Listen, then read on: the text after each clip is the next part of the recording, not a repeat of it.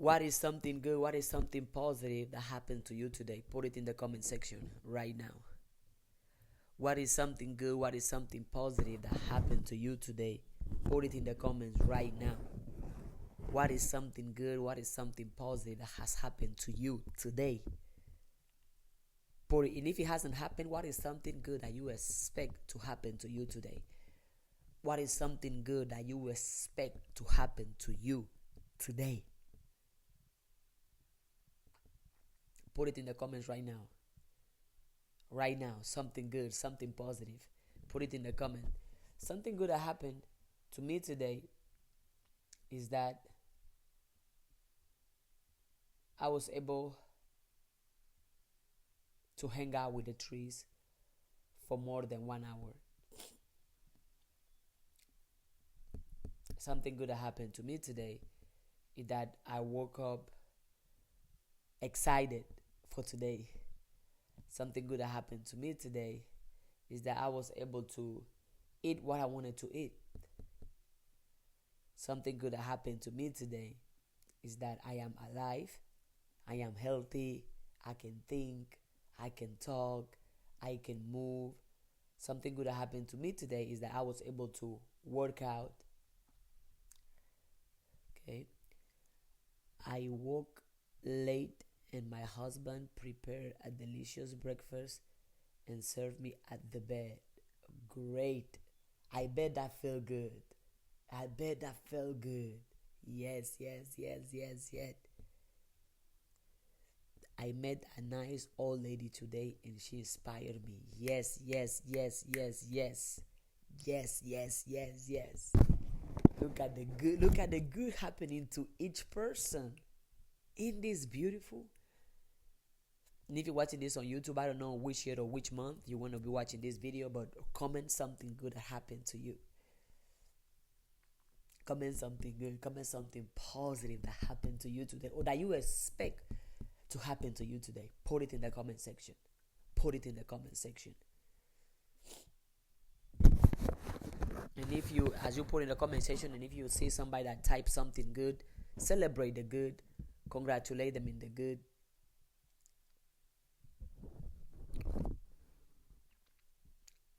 Write this down. Thoughts shape feelings.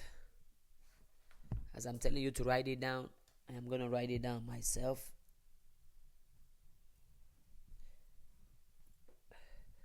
Thoughts shape feelings.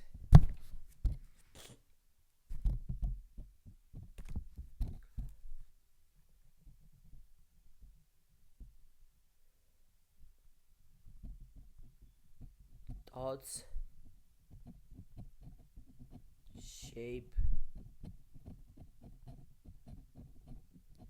feelings, which shape actions, and which shape action, which shape reality.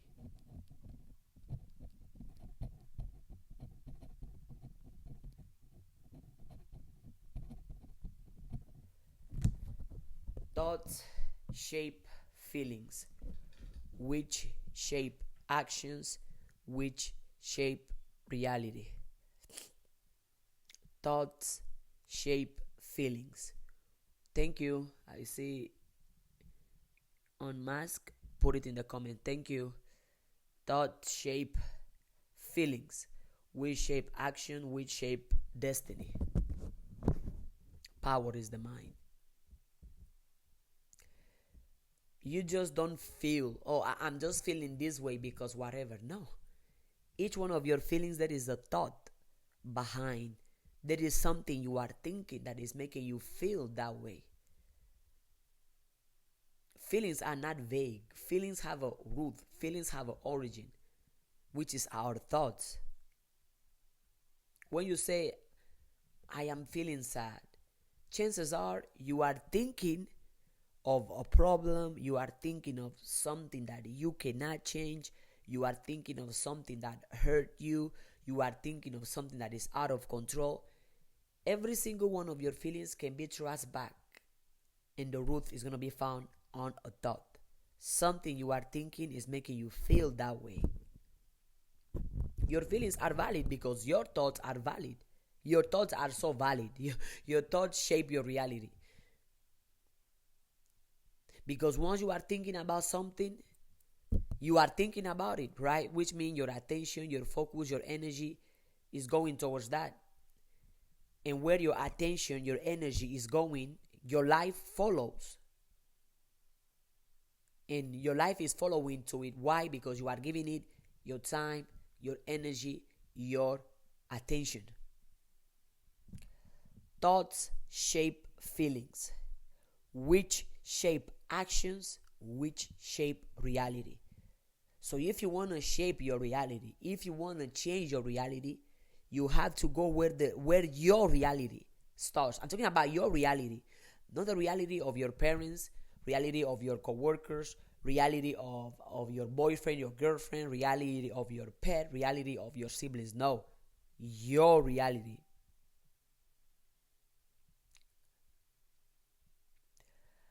Question: how are you not getting distracted by outside circumstances? Because I focus on the internal circumstances, because I understand that I cannot control outside circumstances, but I can control what I think about those circumstances. But I can control how I react to these circumstances. But I can control what I say about these circumstances. And you said it. Outside circumstances. Those circumstances are outside of me, outside of my control. But I can control my perception about the circumstance. I can control my thoughts about the circumstance. I can control what I think, what I say about the circumstances. And I don't let outside circumstances distract me, if, as you put it in the question, because I know where I'm going. I know what I want in my life. I know where I want to be. And I'm not going to fit into anything that is not that. And because also outside circumstances are a bigger reflection of what's going on in me internally. The time that life has been difficult or challenging or hard in my circumstances is because I was having this harmony. I was thinking fear.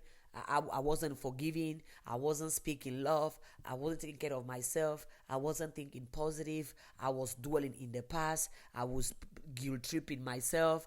I was thinking all type of things that I had no business thinking. And since within me, internally, I already have all this chaos going, outside has nothing to do than to reflect the chaos going inside. So if you don't like the outside circumstances, or you don't enjoy the outside circumstances, change your internal circumstances. And most importantly, do not get distracted by the outside circumstances. Do not let outside circumstances dictate your mood. Do not let outside circumstances dictate your mood, or dictate even the way you talk, even dictate what you feel or what you think. Do not. I posted a video last week showing, was it last week? I don't remember. Showing that my account was in negatives because the money wasn't there. But I was like, no, even though the money is not in my account, in my head I'm telling myself I am rich, I am wealthy, money is coming. I am rich, I am wealthy, money is coming. Because I don't let my bank account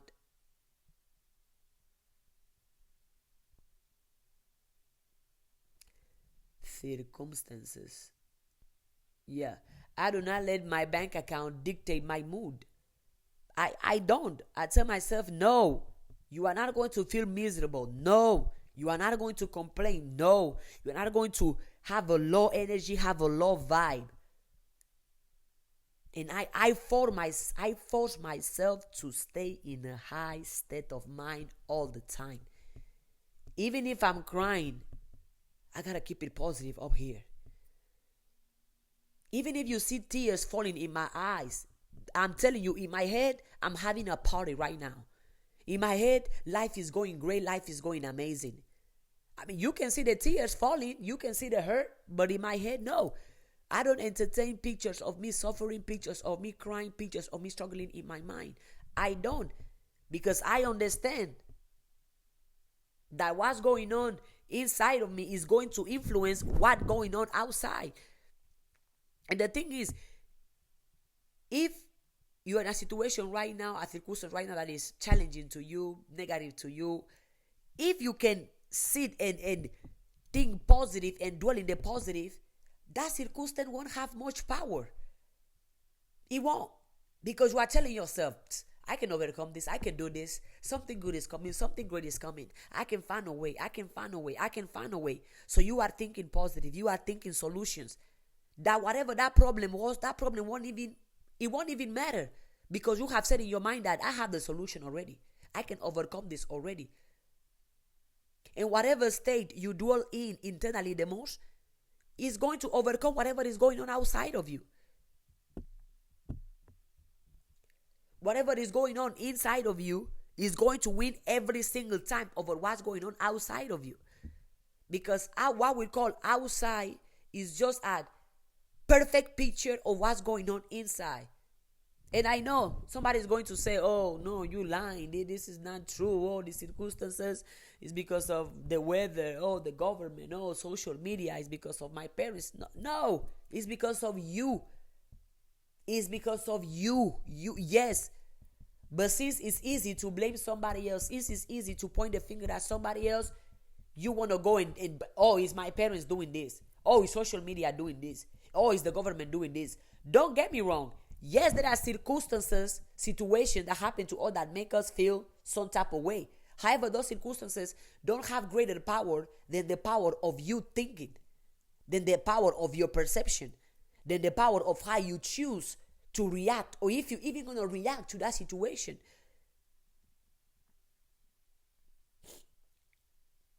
Because, as I always say in my videos in classes, you cannot always control your circumstances. You cannot always control the situations you are in. But you can always control your thoughts. Always. Always. Even right now you are in a hospital bed. You can think of yourself as wealthy, as healthy. Even if right now there is zero money in your bank account, you can think millions in your bank account. Even right now you are poor, you can think rich. You can think solutions. You can think wealth. You can think prosperity. Even right now you are in a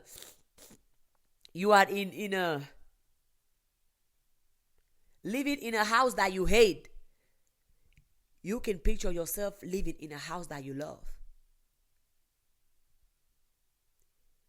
Even if you just got into a car accident right now, you can think, and your car is broken, devastated, you can think that, oh, you have a brand new car, is the car of your dreams. You are always in control of your thoughts. You are always in control of your thoughts. And I already know somebody's going to say, easier said than done. Well, guess what? The more you do it, the easier it gets. The more you do it, the easier it gets. Because it's easy to think positive when everything is working out for you. When you have the money, when you have the support, when you have the meal, when you have the girlfriend, the boyfriend, when people are clapping for you, you see solutions. It's easy to think positive when life is smiling at you. It's easy to think positive when life is going great for you, is going good for you. That's super easy. But can you think positive even when you are crying? Can you think positive even when you are homeless, even when you are in jail, even when you are broken, even when you are going through addiction, going through a divorce, going through a heartbreak? Can you think positive? Because if you think positive when life is going good to you, that's just gratitude. But if you can still think positive when life is being tough, when life is being challenging, that's power. Because you are telling yourself and you are telling life that, hey, my thoughts are in control. I have power. I am never powerless because I have the power to think. I am never powerless because I have the power to think. Think myself in better situations, better scenarios, better adventures, better relationship, better partnership, better business, better food, better whatever. So you are never powerless because you can always think. As long as you can think, you can take yourself out of anything and you can put yourself into anything. As long as you can think. Thoughts shape feelings, which shape actions, which shape reality. If right now the reality you are in is not joyful to you, ask yourself, what are my most dominant thoughts? Study your thoughts, study yourself, study your attitude, study your mindset, study the way you respond, the way you react, the way you speak. Study your own energy. Study that. Instead of jumping into, oh, let me blame my parents, let me blame social media, let me blame the government, let me blame religion, let me blame my past. Tell yourself, you know what? I'm going to study what are my most dominant thoughts. What do I think about consistently? What do I think about consistently? Which image is in my mind consistently? Which ideas are in my mind consistently? Study that. You're going to find the answer in your thoughts. And you study your thoughts so you can be able to modify your thoughts, so you can change, so you can rearrange your thoughts. Because if your thoughts are creating and producing, which your thoughts are, this life that you don't like, change your thoughts. Think about something else. Visualize something else.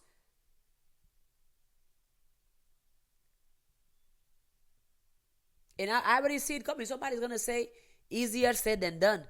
Well, let me ask you, what is difficult about you thinking about something else? What is difficult about you choosing to think about something else than misery, poverty, sickness, failure, pain? What is the challenging part of you telling yourself, I'm just going to think about something else? What is challenging about thinking about something else? What is challenging about having a different picture in your mind? What is challenging about that?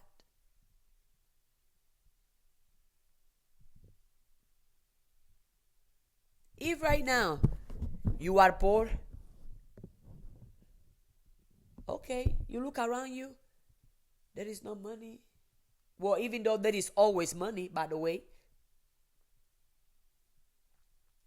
anywhere you go, there is always money because money is energy. So if you are there, money is right there. Because everything around you, maybe it was made with money. Maybe you need money to maintain it. Maybe money is what is keeping it going. But everywhere you are, there is money there.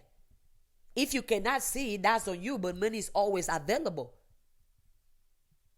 Example, right now you are poor, right?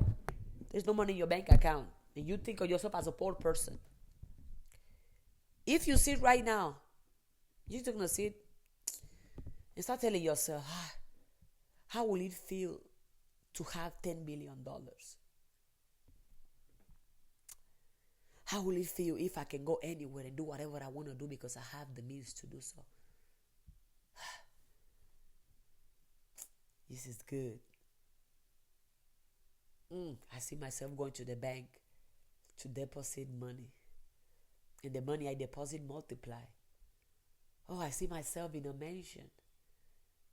I see myself eating good food, having good experiences. I see myself smiling. I see myself joyful. What is difficult about what I just did right now? What is the difficult part about what I just did? Put it in the comment section. What is the difficult part about what I just did right now, sitting here? What was difficult about anything I did?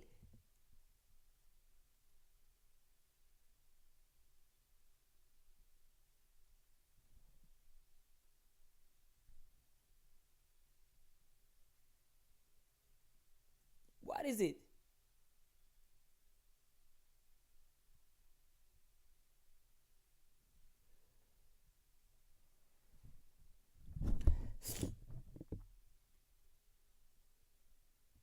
You can sit here and start calling yourself, I am rich. Okay, somebody said believing that it can come true when you know how your life is going. Well, believing that it can come through when you know how your life is going. How your life is going and how is a reflection of how your thoughts are going. If it's difficult, if it's challenging, if it's hard for you to believe that it will happen, it won't happen. Because if you cannot picture yourself doing it, if you cannot picture yourself having it, if you don't even believe you can have it, you will not have it.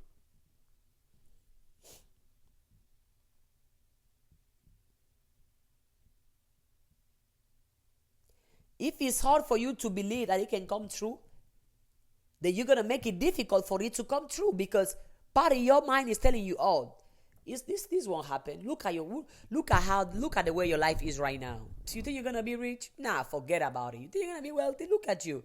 You ain't got nothing, no resources, no business, no nothing. There is no money coming in. You think you're going to...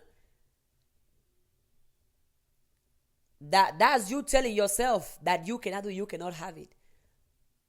Money didn't say, oh, I cannot come to your life. Success didn't say, oh, I cannot come to your life. Prosperity didn't say, oh, I cannot come to your life. Happiness didn't say, oh, I cannot come to your life. Riches didn't say, I cannot come to your life. You are the one saying, I cannot be rich, I cannot be happy, I cannot be wealthy, I cannot be successful, I cannot have that life. You are the one telling yourself, I cannot, not life. So if you tell yourself, I cannot, life will mirror that. Because you have the free will to choose.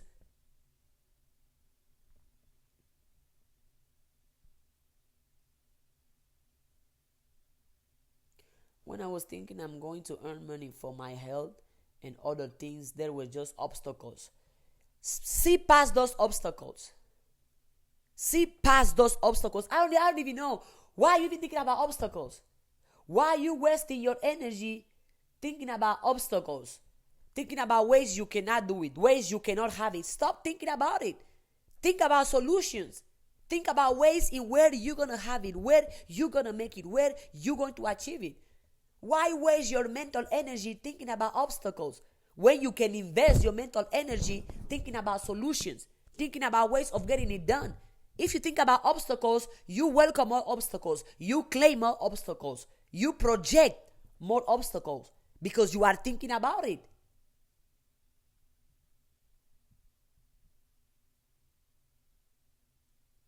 Doesn't have to be that way.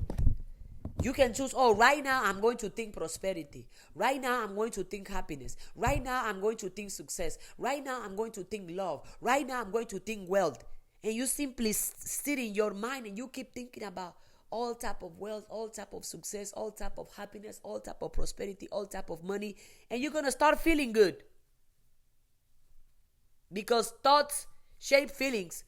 When you are thinking, no, I cannot pay my rent, I cannot pay my bills, I bet you feel bad. Because you are thinking it.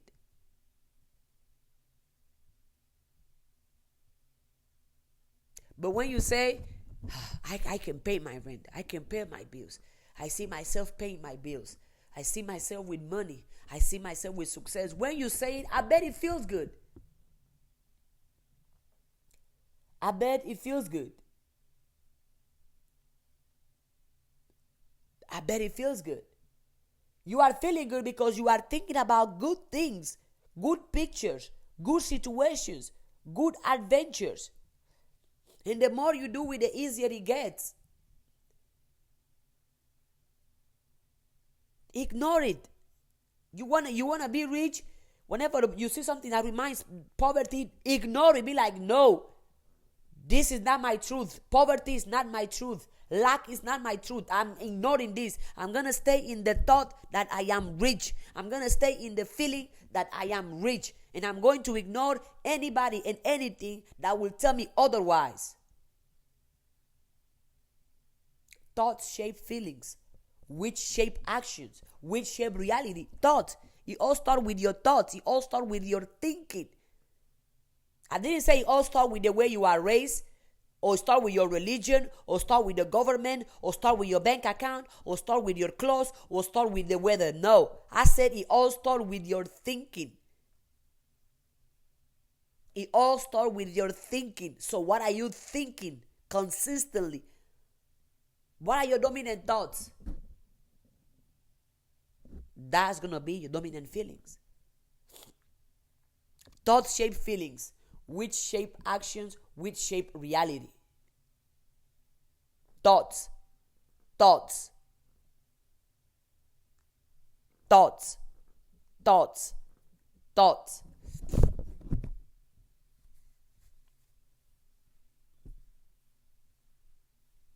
So what are you thinking? What are you thinking about you? About your body? About your finances? Whatever situation you are in right now, what are your thoughts about that situation? Do you believe you can overcome it? Do you believe you can experience something better, something greater? Or do you believe that what you are going through right now, that's all it is? That, oh, I'm gonna, the suffering, oh, the pain, oh, the misery, the challenges. No. You have to force yourself to see yourself past your current situation, your current reality. Especially if your current situation is not the one that you enjoy. Especially if your current situation is not the one that makes you happy. You have to force yourself to see yourself past that. Don't keep thinking of yourself as being in the situation you are in. No. Think of yourself as where you want to be, as you will be happy to be. Think on that every day, every day, every day, every day. And when you think of that every day, you're going to feel good. Because you see yourself doing good, acting good, receiving good. And you have those good thoughts that are going to produce good feelings. And when you feel good, you're going to end up acting good. It all starts with your thoughts. It all starts with your thoughts.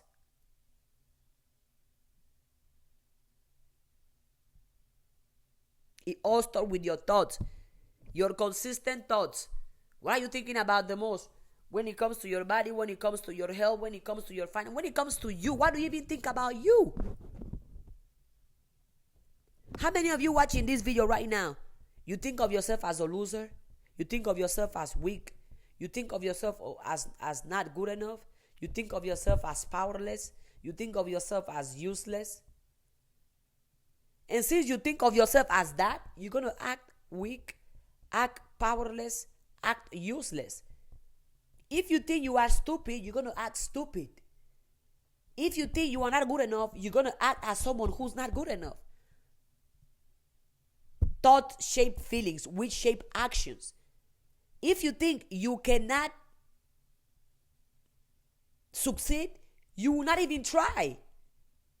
You will not even give yourself the chance to go after the success, go after the happiness, go after the prosperity. You won't give yourself the chance to do any of that.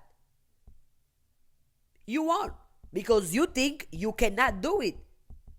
And as we all know, whether you think you can or whether you think you cannot, you are absolutely right. So why not think that you can? It's free to think that you can, but it's also free to think that you cannot. So why not think that you can? Because if you think you can, your feeling is going to be in the, oh, I can do it. I can make it. I can have this. I can overcome it. That positive thought is going to recharge you.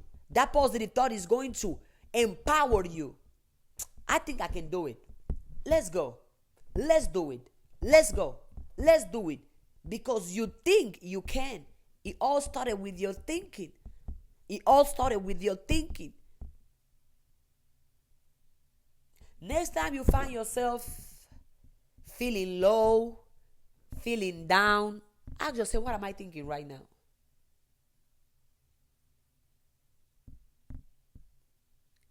I always tell this to my students. From time to time, simply sit and ask yourself, what am I thinking right now? Which images are going on in my mind right now? Which ideas are going on in my mind right now? So you can do what? So you can rearrange, so you can recorrect your thoughts. Rearrange it into thinking positive, thinking success, thinking prosperity, thinking joy, thinking freedom. Whenever your thought wants to, because some of you, your thought is on autopilot to think negative all day, every day. to think poverty all day, every day, to think that you cannot be happy, you cannot be successful, you cannot be rich, you cannot be wealthy. Your thoughts are on autopilot to do all the negative. You got to train your mind differently. You got to teach your mind differently. Repairing your mind. My students always come up with this, that, well, I grew up in a negative environment. My parents speak negative. My siblings speak negative. My uncles, my aunties, they speak negative. All day, every day. It's so draining. I tell them, valid. It's a true experience. You cannot control what they think or how they think. You cannot control what they speak or how they speak. But you can control what you think and what you speak. Focus on that. But well, my dad is so negative. You be positive. Well, my cousin, my auntie, they're so negative. You be positive. You be positive.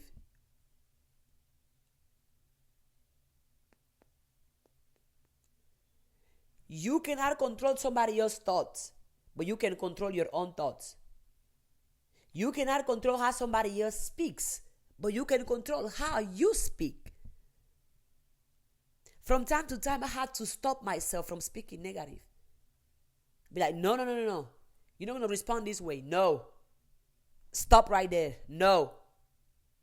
Close your mouth. Yeah, me to myself. Don't say it. What you're about to say right there is a lie and it's negative. Shut up. I don't allow myself to think negative or to speak negative. If a negative thought crosses my head, as soon as it came in, I don't entertain it. I simply replace it with a positive one. Because I know that negative thought, I don't have to fight it. I don't have to condemn it. Be like, oh my God, I'm thinking negative. I'm such a bad person. No. First of all, I don't judge myself. I don't criticize myself. No. I don't blame myself either. I take ownership. I'm not going to play the victim game. I'm not a victim. I have power and I have authority. I'm not a victim. So I take ownership. Yeah.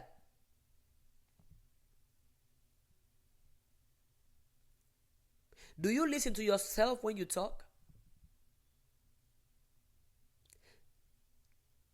Do you analyze your thoughts from hour to hour, minute to? Are you being aware of what you are thinking? You better become aware, because you always pay for the consequences of your thoughts. You always pay for the consequences of your words. Thoughts shape feelings, which shape action, which shape reality. So if you want to shape your reality, where do you start? Thoughts.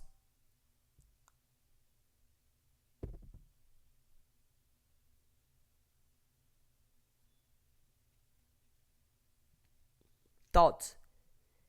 You cannot always control the circumstances. You cannot always control the environment you are in. You cannot always control the situation, but you can always control your thoughts. You can always control your thoughts. And I do it all the time. Whenever I find myself, well, this is a challenging situation, a painful situation, I go in my mind, I tell myself, okay, think about the good thing. See, think about the positive thing. See, in 5 years, in 10 years, you already know the success is coming, the happiness is coming. Yeah, I can do this. I can overcome this. I am capable. Consistently reminding myself to stay in the positive.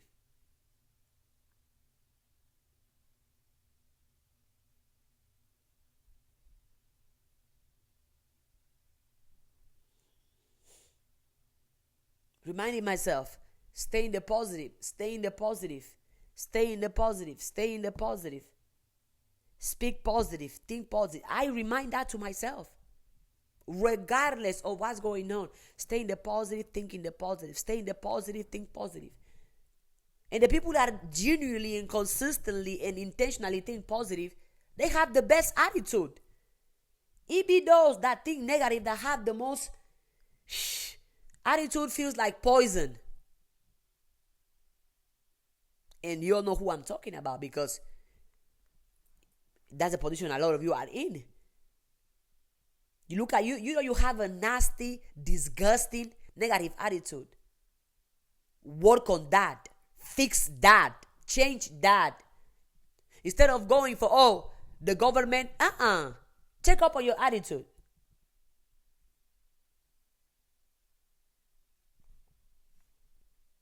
Take up on your attitude. You can't even stand your own self. You can't stand the way you talk. You can't stand the way you think. You can't even be by yourself, because you simply, your own energy is poison to you. When you are with yourself, oh my God.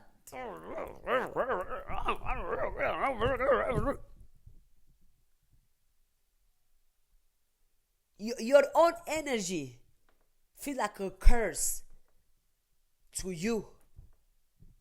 But then you're going to have the audacity to want to point the finger at somebody else.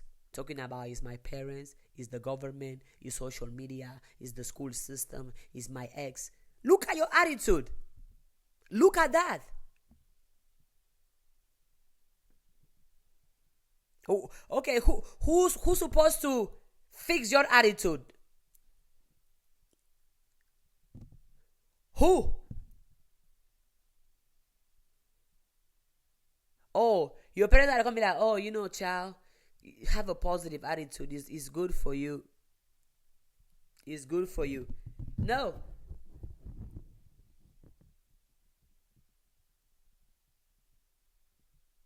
I watch 2 of your videos every rising. Great. Amazing. What a way to start your rising. With a dose of positivity. Great. Look at your own attitude. Look at it. Describe your attitude. Have a piece of paper. Describe your attitude. Out of you will be ashamed of what you wrote. You look at yourself in the mirror and you are ashamed of who you have become. The beautiful thing is you can change. The beautiful thing is you can change. Out of you, you don't talk to yourself. You don't hang out with yourself. You don't spend no type of time with yourself, because you're going to be ashamed. Be like, whoa, I have become this person. Oh no. Whoa. This is my attitude. This is my energy. These are the thoughts I think. You are disgust of your own attitude. You are disgust of your own persona.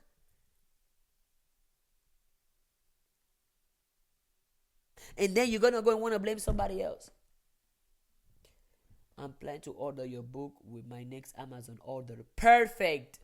Get the book. It's on Amazon. Get the book. It's on Amazon. Perfect. Perfect. Congratulations in advance. You cannot stand your attitude. You are disgust of who you are. The beautiful thing about it, the good thing about it is you can change. You can change.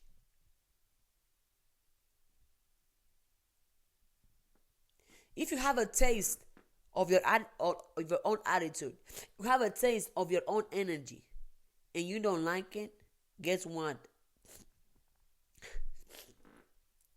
You can change that. You don't have to keep doing the same thing over and over, You don't have to continue in that same path over and over. You don't. Actually, you are allowed to change. You are allowed to take a different path, a different road. You are allowed to, let me remind you, yes. You are allowed to change. You are allowed to think different. Yes, you can think different. You are allowed to become different. Yes, you can become different, regardless of who you were. You are allowed to become somebody else. Even if you have to become a stranger to yourself for some time, till you become this new version of you, go ahead. You are allowed to change. You are allowed to start over. You are allowed to try a different path, a different journey. You don't have to stay disgust of yourself. You can do something so you are no longer disgust of yourself, and in exchange you are in love with yourself.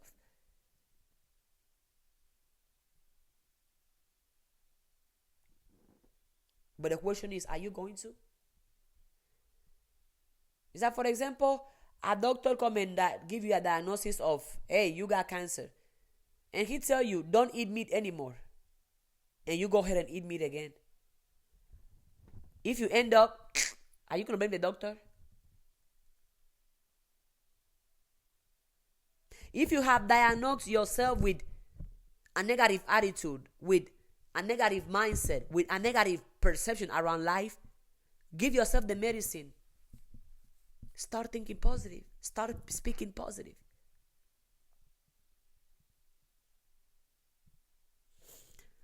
Amazing, amazing. 50 feels great. Great, great, great, great, great. All is well. If right now you have sit with yourself and you have talked to yourself and look at yourself in the mirror, how many of you can't even see your own figure? You can't even see your own face, your own body in the mirror because you are so disgusted. Because you know you are doing all the things that are not who you are. Because you know you can do way better. Because you know you can become a better you. You know it. When you go in the mirror, oh, I don't want to see my face. Oh, I don't want to see my body. Oh.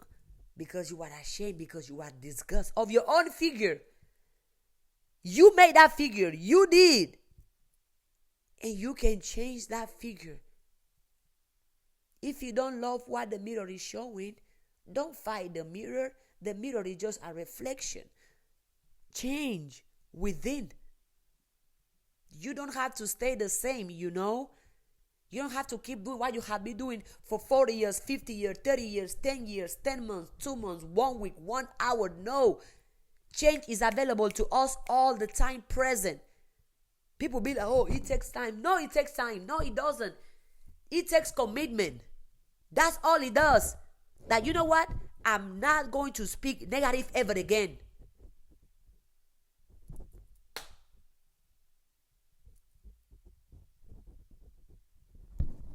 That's it. I'm not going to. I'm not going to blame nobody again. I'm not going to play the victim again. I'm not going to think negative again. You make the commitment and you go about your day. You go about your life. It didn't take time. It took for you to be committed. Committed to you giving yourself a better you. Oh, but no. Oh, that too is hard, huh? Oh, what people gonna say? Oh, my environment. Oh, I don't have time. Oh, life is hard. Oh, it's challenging. Whatever. Whatever excuse you want to give yourself for not doing better is on you. You ain't lying to me. You ain't doing it to me even. You are doing it to yourself. Thoughts shape feelings, which shape actions, which shape reality. You can think different. Yeah. You can. It's allowed. It's present. It's available to you all the time. Even if you tell yourself, it's challenging though. It's hard though. It's difficult though. Let me remind you, it is possible though. Even if it's hard, you can still do it. Even if it's challenging, you can still do it. Even if it's difficult, you can still do it. But I already forgot. To most people, if something is hard, I'm not going to do it. If something is challenging, oh, no, nah, I'm going through that. Me? Oh, no, I'm not doing that.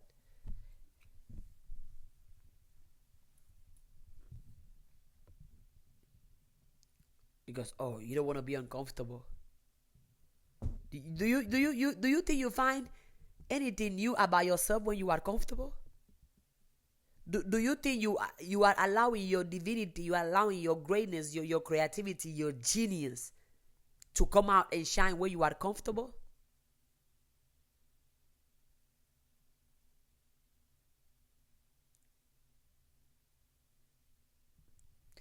And we all know that the theory, right? If you are uncomfortable, it allows you to grow. But how many of us dare themselves to stay and feel the uncomfortable? By the time it gets uncomfortable, by day 3, I'm out. Give up. By day 4, I'm out. But they 1 month later, oh, I'm out. Nah, yeah, nah, it was comfortable. It was uncomfortable for too long. I gotta get out of there. Well, sit in it. Sit in the uncomfortable situation. Don't run away. Why? Why are you running away from you being uncomfortable? That doesn't make you less of a human. That doesn't make you less of a divine creation. You being uncomfortable does not reduce your worth, your value, your potential. It doesn't. Your mistakes, your failures, your challenges. It doesn't.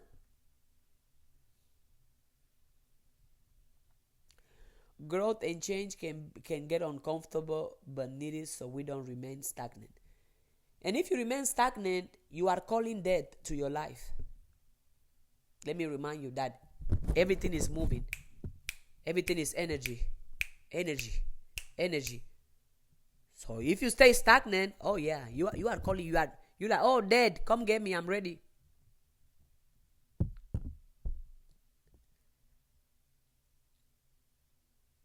And you have the choice. Because, for example, why stay the same when you know that staying the same will keep giving you the same?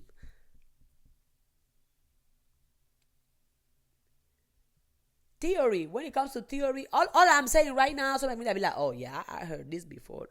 But why have you executed? We all know the theory. But when it's time to put it into practice, oh no. Oh, I'm sick. Yeah. I can't come in today. Woo. We all know the theory. But when it's time to execute, when it's time to put into practice, oh no, count me out. Shoo. Who gonna be uncomfortable? Me? Oh no, you're out of your mind. you really thought it was gonna be me? Nah. Yeah, no. We ain't doing that over here. Yeah. Mm-hmm. We all know it. Who doesn't know that loving yourself is great? But how many of us do it consistently? Who doesn't know that believing in ourselves is great? But how many of us do it consistently? Who doesn't know that thinking positive is great? But how many of us do it consistently? When it's to explain the theory, everyone is a master. But when it's time to put into practice and action, no one to show. No one to show. Because to talk, we are all brave. Yeah, I can talk my mouth off. But can your actions back it up? As soon as it gets uncomfortable, oh no, I'm giving up. Nah, this is not for me. Get somebody else to do it. I ain't gotta go through any of that. Nah, for what? For what? No, I'm going back to my old ways. No. No.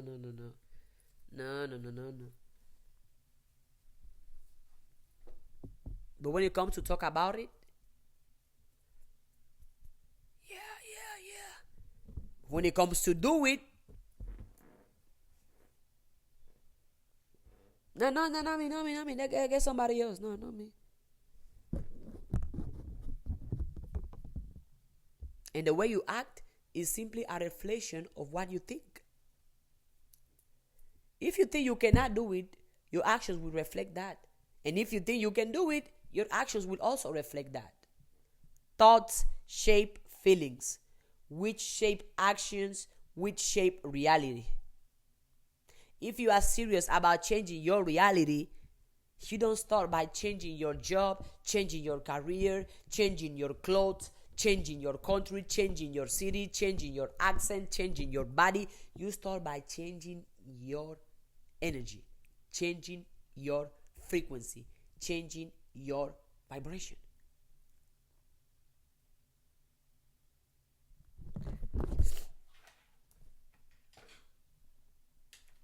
And I think I was studying about that subject and I wrote down some things. I enjoy studying because staying ignorant Nah. And the more you study all I'm teaching right now, the more you're gonna dare yourself to put into practice. All I'm teaching and saying is science. Go give it a try. Go give it a try. I have done it. I have been in a situation that I'm crying, but in my mouth I'm saying, all is well, all is well. Yeah, all is well, all is well. I can do this. I can overcome it. There is no money in my bank account, but I still say, I am wealthy, I am rich, I am prosperous. I am wealthy, I am rich, I am prosperous. I have to. I have to. And as I believe it and I speak it, my life keeps getting better and better and better and better. I'm putting the work, the mental work, the psychological work, which is going to make the physical work flow.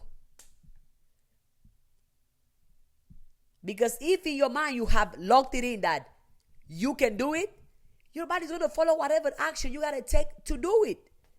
Because in your mind, you say you see that I can get this done. Yeah.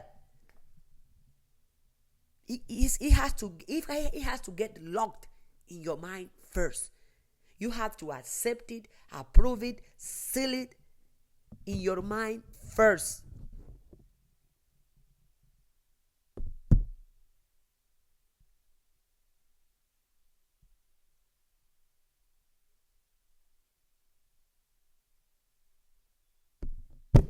Power is the mind. Thoughts shape feelings. We shape actions, we shape reality, right? Feelings. You might be like, what? My feelings? Yeah, your feelings are that important. Absolutely. Because once you feel something deeply and truly, it's a matter of time you're going to act on it.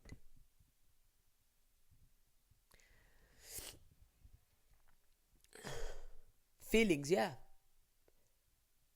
The law of attraction says, like attracts like.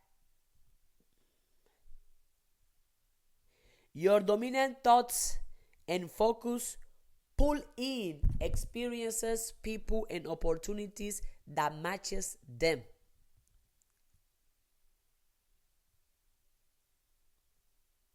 I'm going to repeat this again. The law of attraction says, like attracts like. How do I manifest money when you don't have a job? I am learning on my manifestation journey. Look up Reverend Ike.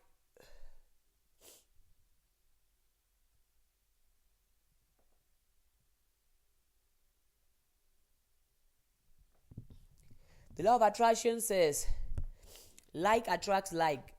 Your dominant thoughts and focus pull in experiences, people, and opportunities that match them.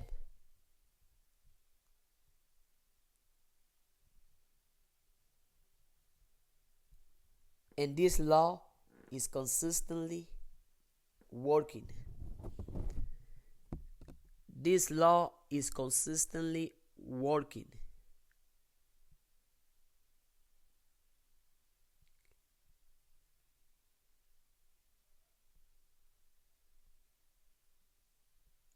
Consistently working.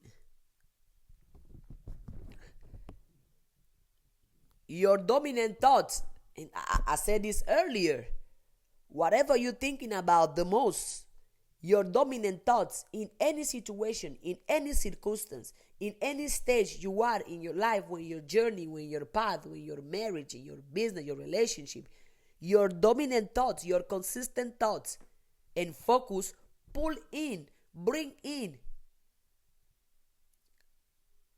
experiences, people, and opportunities that match them. If your dominant thoughts are poverty, you pull in experiences, people, and opportunities that match poverty. If your dominant thoughts are rich, are wealth, you pull in experiences, people, and opportunities that match wealth. Is it magic? No, it's not.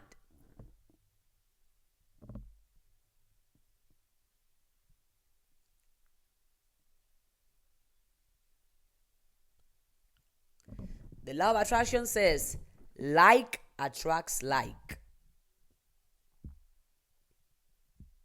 Your dominant thoughts and focus bring into your life people, experiences, and opportunity that match those dominant thoughts.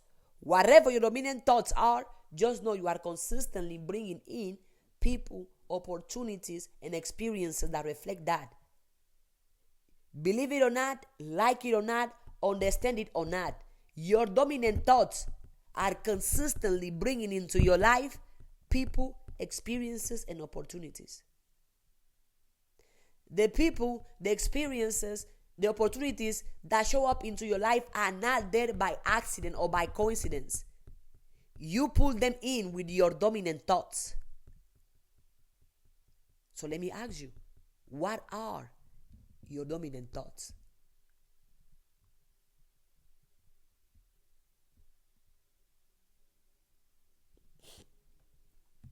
But here is the key. Since I was talking about feelings and thoughts, thoughts alone are often weak. Often, not that thoughts are weak, but you're just thinking about it and that's it. It's like, okay.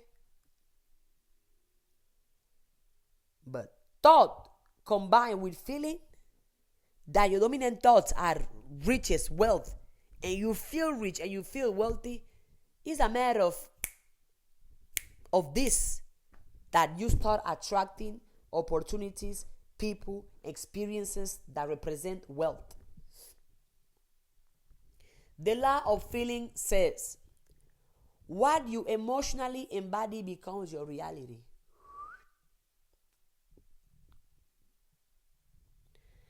The law of feeling says, what you emotionally embody becomes your reality.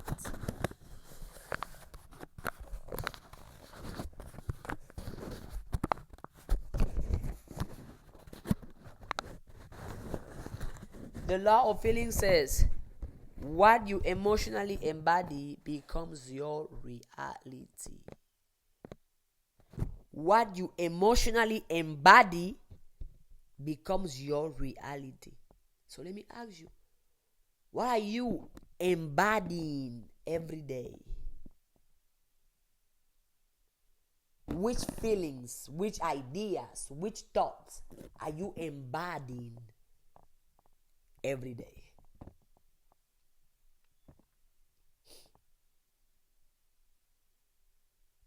Does your energy says success, happiness, positivity? Or does your energy says madness, negativity, poverty?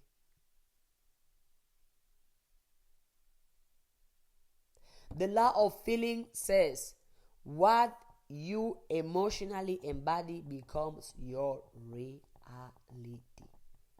So what are you embodying every day?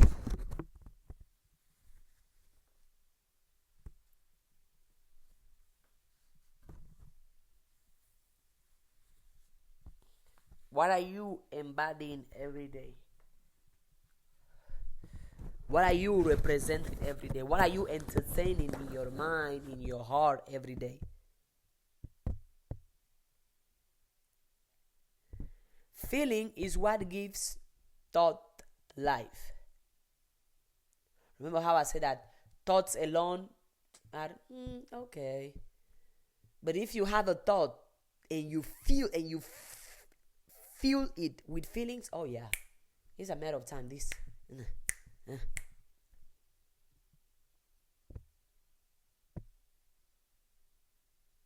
So watch out the way you say you feel. Oh, I feel sick. Oh, I feel weak. Oh, I feel dumb. Oh, I feel. Okay. And as you speak it, you keep welcoming sickness. You keep welcoming weakness because you keep saying it. And as you are saying it, guess what? Feeling is what gives thought life. A thought is like a seed, but feeling is the water, sunlight and soil that makes it grow. A thought is like a seed, but the feeling is the water, sunlight and soil that makes it grow. Feeling. Now, one of the teachers, right? They say that feelings get the blessing, feeling is the secret, feeling is the answer. I think Reverend Ike said it. I think also Neville Goddard also said it. Because feeling is what fuels your thoughts. So if you want a specific thought to be a reality quicker, feel it quicker, feel it stronger, feel it. And it will be right there. I've been spending days, hours just training myself to feel wealthy, training myself to feel free, training myself to feel happy. What does happiness feel like? And I will start thinking in my mind and making the movement that will show. How would I feel if I was happy right now? How would I feel if I was a millionaire right now? How would I feel if I was winning right now? And you feel that, and you feel that, and you feel that. You can train your body to feel any type of way that you want. So might as well train your body to feel at best all the time. You can.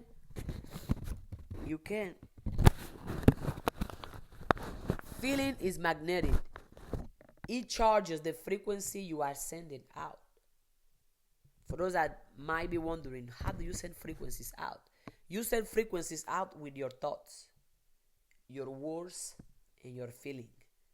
And whatever frequency you send out, God responds to that, the universe responds to that, life responds to that. The world is not ignoring you.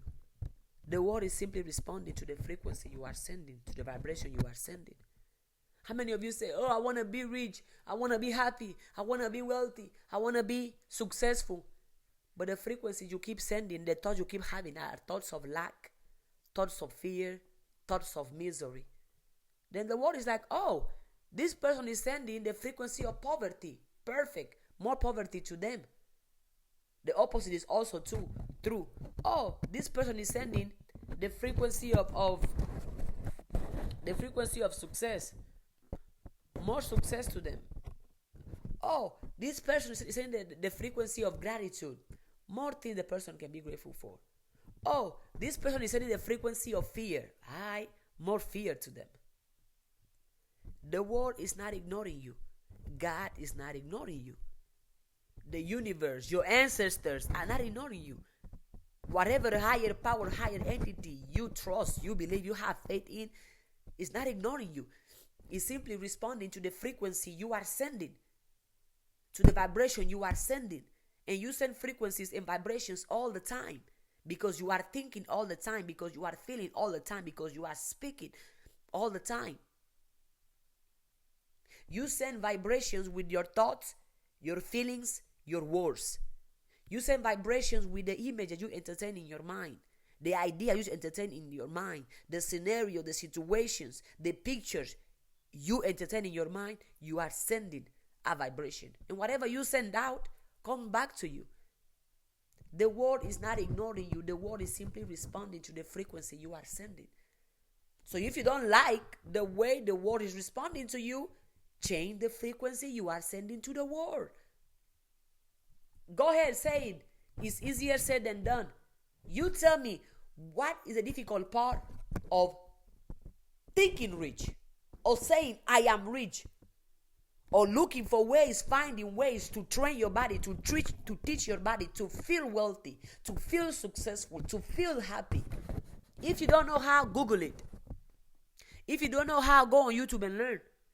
If you don't know how, ask ChatGPT. The exact same way you go on YouTube to learn about whatever you're going to learn, the exact same way you went on YouTube to learn to watch your memes, your favorite show, to watch whose baby mama is doing what, go on YouTube and learn. This girl talking about frequency. What does she mean by that? Go ask Google. Do your research.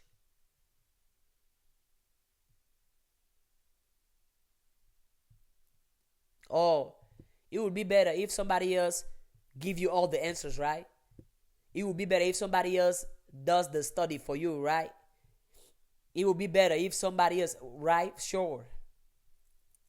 Nobody though. Nobody's coming to make you who you are choosing to not be.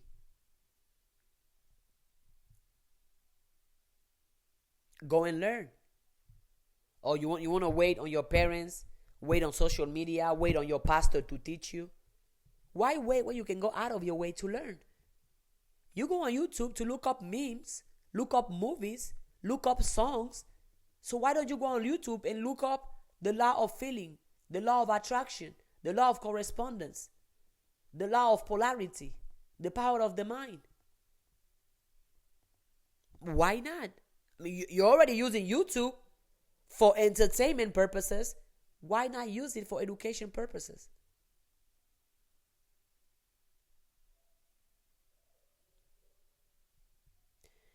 Feeling is magnetic. It charges the frequency you are sending out.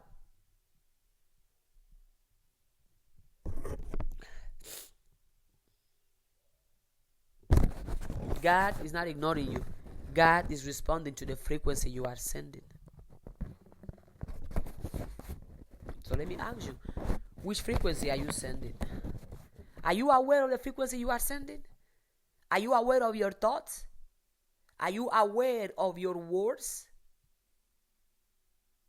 From time to time, pause yourself and ask yourself, what am I thinking right now?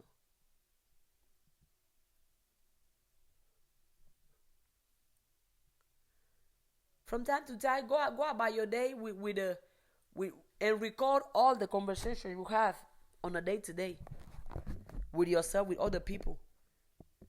Then before the night, listen to that conversation. All you're going to hear is that a poor person talking or a rich person talking. Is that a happy person talking or a miserable person talking?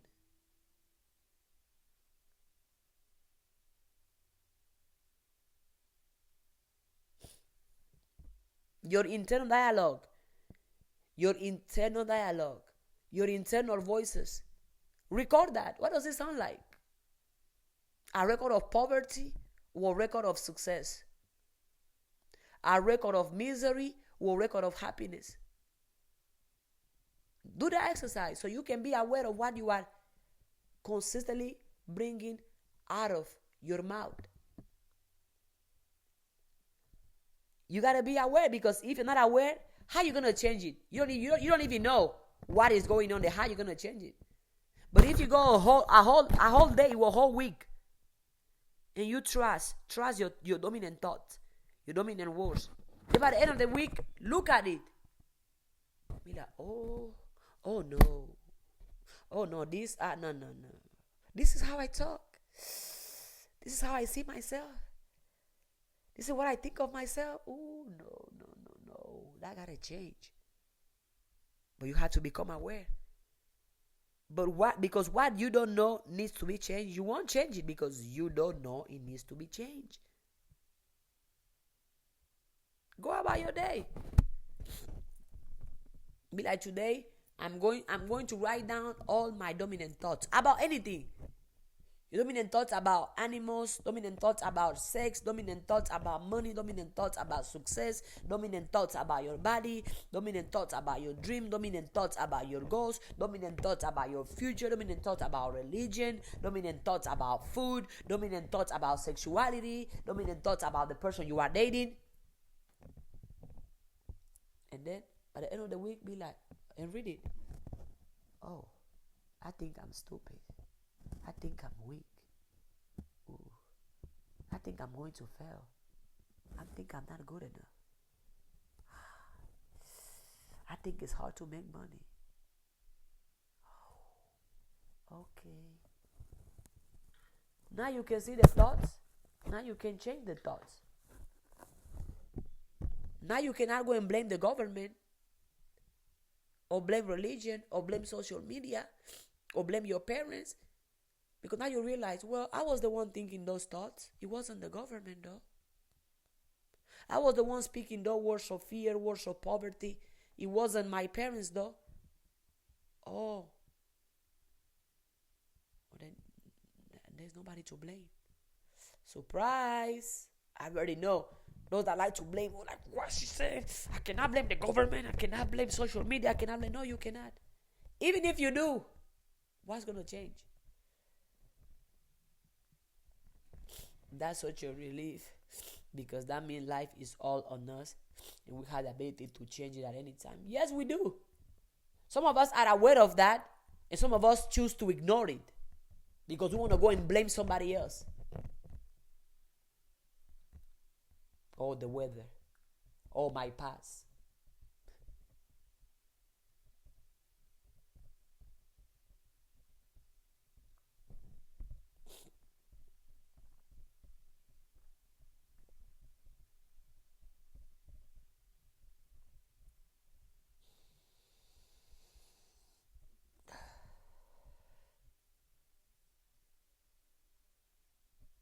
Mm-hmm. Thoughts shape feelings, which shape action, which ultimately shape reality. Thoughts. When I talk about thoughts, I'm talking about imagination, because I mean, when you are your imagination, you are thinking, right? Imagination is stronger than willpower. Imagination is stronger than willpower. Imagination is stronger than willpower, because your imagination makes your willpower stronger or weaker. Because your imagination rise up your willpower, or it weakens your willpower. You remember what I said at the beginning? If you believe you cannot do it, you won't do it.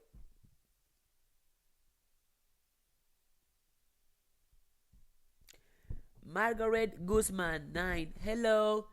She's from my community. Hey Margaret. Feel free to answer your question. You always have priority talk. Thank you for being here. Thank you for being in my community. Imagination is on the willpower. Because once you can see it in your mind, you cannot unsee it. That's another reason why I tell my students, anybody that I can, that go and look all the things that you want to have. The type of car, the type of house, the type of health, the type of peace, the type of lifestyle that you want. Go and look it up. Go and look it up. Find it. If you can touch it, if you can smell it, if you can taste it, go do it. Because once you can see it, you cannot unsee it.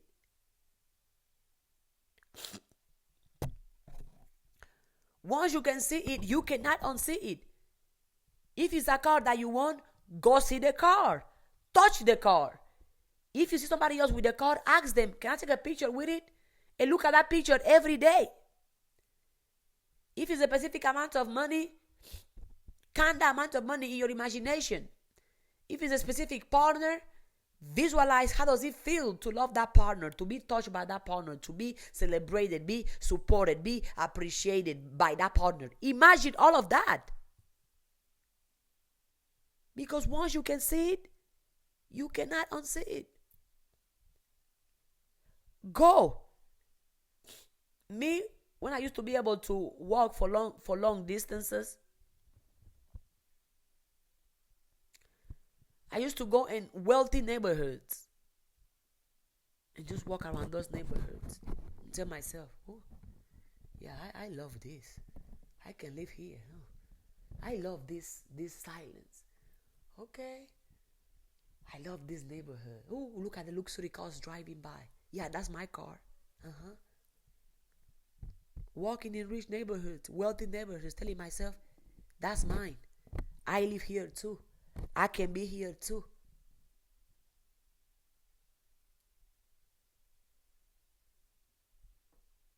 be in environments physically or psychologically that confirms to you that yes, you can have it. Yes, you can be it. Yes, it's possible. Be in environments mentally or physically that confirms to you all the good that you want. Yes, you can be happy. Yes, you can be rich. Yes, you can be wealthy. Yes, you can be wise. Yes, you can travel the world. Yes, you can fly first class. Yes, you can make money easily. Yes, you can live off your talents, your creativity, your passions. Other people are doing it. So why can't you do it? Why can I not do it? Go, look at it. Also, another reason why I enjoy listening to success stories, happy stories, prosperity stories, money stories. Because I'm telling myself, oh, if they were able to do it, I can do it too.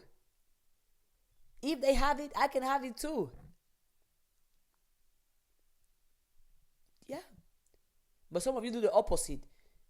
You see somebody with the exact same thing that you want, and you're going to start hating on them. Why they have that car? Why they have those followers?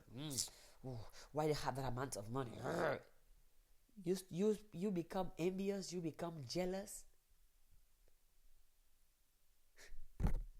But you want the exact same thing they have, though. Why not celebrate them? Why not be like, I'm glad you have it. I can have it too. You remind me that I can have it too. You inspire me to believe I can have it too. Why not give people props? If there is any wealthy person watching this video, if there is any happy person watching this video, if there is any rich person, any confident person, any successful person watching this video, thank you.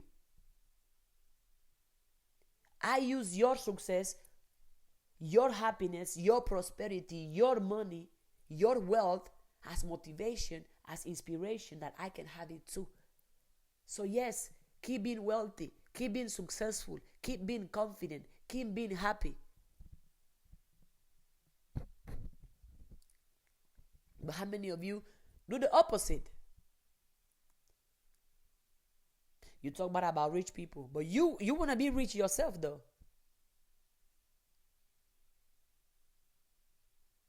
You talk bad, you talk negative, you talk disgusting about rich people. You even throw hate on but you want to be rich too though.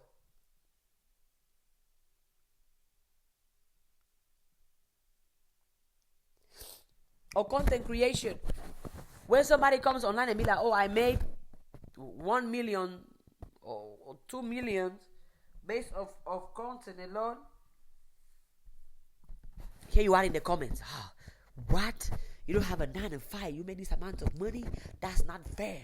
I'm here working every day, day in, day out. When it's sunny, when it's cold, when it's freezing, and you just made $1 million with a camera? Why are you hating on the person's success? The person was able to find something that worked for them, and they have become wealthy and rich doing that. What's wrong with that? If you were in that person's position, you wouldn't complain though. Because who wouldn't want to be able to live a good life, a great life, doing something that they love? Who wouldn't enjoy making money easily? Who wouldn't? I know I wouldn't. So I celebrate those that I do. So I study those that I do. So I learn from those that I do. It was, I think, in March or May. Wisdom Kane, if you don't know who that is, he make fashion content. In my eyes, he dressed super great. I love his sense of outfit because he makes sense to him and he just being himself. I love that. He said that he has made, it was March. He was like, oh, it's March, I already made $500,000. I was like, yes, if he can do it, I can do it too. By the 3rd month of the year, someone already made $500,000. I was like, yes. If he can do it, I can do it too. If he can do it, I can do it too. I was watching that video with a smile on my face because I was like, it's possible. He was encouraging me, motivating me.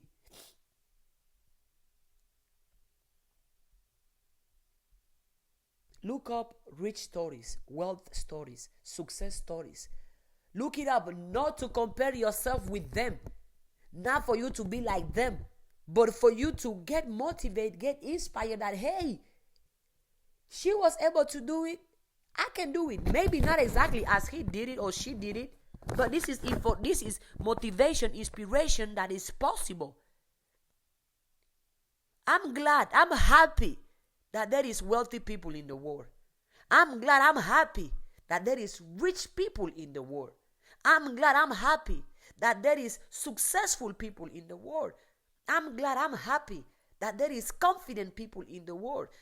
I'm glad, I'm happy that there is happy people in the world. Do you know why? Because to me, they are another representation of what is possible. Because to me, they are another representation of what is possible. So I found myself looking up success stories, prosperity stories. And I look at it, wow, he was, wow, only with his creativity, I'm happy for you. Or with his talent, okay. He did it only with a camera, okay. He did it with his art, she did it with her talent. This is nice, this is great, okay. It turns me up. And then every day, I go on the internet and look more success stories, more wealth stories. Because to me, they represent that, oh, it is possible. And because also I'm in the game of possibilities, not limitations. And I listen to positivity all day, every day. I listen to possibilities all day, every day. I listen to wealth. I listen to success. I listen to happiness. I listen to freedom all day, every day. If I can learn from you, if I can get inspired by you, get motivated by you, or by your success, or by your ideas, or by your creativity, I'm going to listen to you because I love it. That's what I do too. Great. Do you want to share a specific story or somebody that a success story that you have to share? You can put it in the comments if you want to share. Nura, conscious creator. If you don't want to share, completely fine. Yeah. And those stories are a bunch online. A bunch of them. That somebody can tell you, hey, 5 years ago I was broke. And you can see how broke they were. But now look at them. If that doesn't turn you up, if that doesn't motivate you, inspire you, I don't know what will.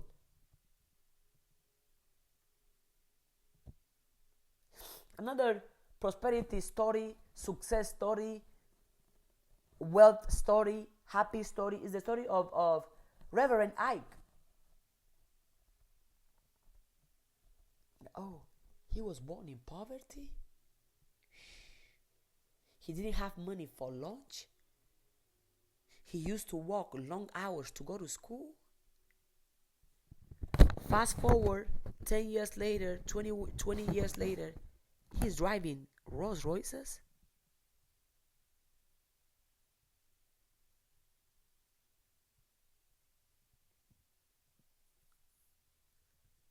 Oh, okay. Another story is the story of Dr. Miles Monroe.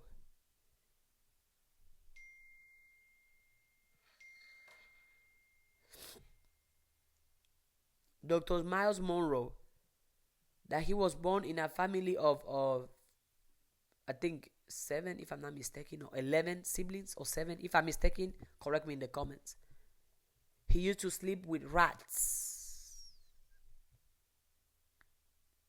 Yep. Fast forward later, 10 years later, 20 years later, he has a jet, private jet.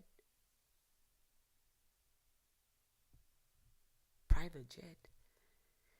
He has contract with the government in which they pay him $5,000 for 1 hour. Oh, okay.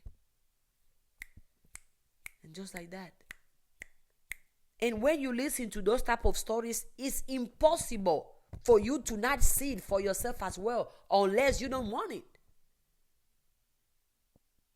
That's why I'm glad and I celebrate and I praise the fact that people are not scared of sharing their happiness, scared of sharing their success, scared of sharing their prosperity, scared of sharing how great life is going for them. It cheers me on. It motivates me. Nura Conscious Creator says, I watch slow living YouTubers because that's what I want and it gives me inspiration. Slow living YouTubers. What is that content about? I don't think I have ever heard of it. Or if I have, it might not be under that name. Will you mind educating me? What is that? Or how do they live? Or what do they do? I'm curious to know. If you don't mind educating me, thank you. Success stories, rich stories, prosperity stories, money stories, happiness stories, freedom stories, because I'm like, oh, if they were able to do it, I can do it too. And I listen to it every day, every day, every day. It's possible, it's possible, it's possible, it's possible, it's possible. And it becomes impossible for me to not win, for me to not succeed, because I cannot see myself otherwise than winning, than succeeding, than being happy, than being wealthy, than being rich, than being confident, than being prosperous, than being wealthy. I cannot see myself otherwise. But some of you, you're going to listen to poor stories, failure stories, misery stories. Stories of people that were born in poverty and died in poverty. People that did not believe in themselves, people that did not go for their dreams, people that did not go for their goals, people that didn't believe in themselves. And you listen to that all day, every day, all day, every day, all day, every day, all day, every day. By the way, if anybody knows any channel or any platform that shared rich stories, success stories, prosperity stories, happy stories, success stories, put it in the comment section. I will go check it out.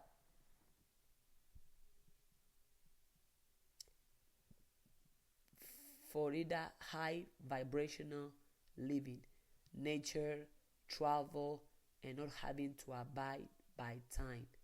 That's great. And it's called slow living YouTubers. Okay, I will check it out.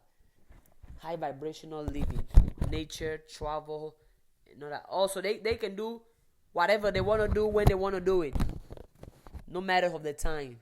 That's great. I'm glad you have found something that you want for yourself and you are going for it. That's amazing. That's great. That's amazing. That's great. There's also a show that I didn't grow up watching, but I started watching it, I think 3 months ago or so, and I love it. Is the how do you pronounce it? The lifestyle of the rich and wealthy, or the lifestyle of the success and wealthy, something like that. No, I think it's the lifestyle of the rich and famous. I think that's what the show is called. I think it was aired before I was born. I think it's super old, but there are some episodes on YouTube. I watch those episodes every day. I just sit there and be like, look at them. Look at that mansion. Oh, look at that backyard. I can grow my plants here. I can grow my food here. I can have my kids playing here. My parents can live in that side of the house. My siblings in that side of the house. I can build a farm here. I can have my own gym. I can have a studio to make content because I enjoy it. This is great. And this is where I'm going to park all my cars. Yeah. And I just sit and look at it. Or sometimes I just go on YouTube and I look how people are counting money. And this is what $1 million look in cash. And look at them counting it. This is great. I will look up houses. Oh, look at that mansion. Oh, look at that. I love prosperity, success. I love Rolls Royces. The first time I saw a Rolls Royce in person, I froze.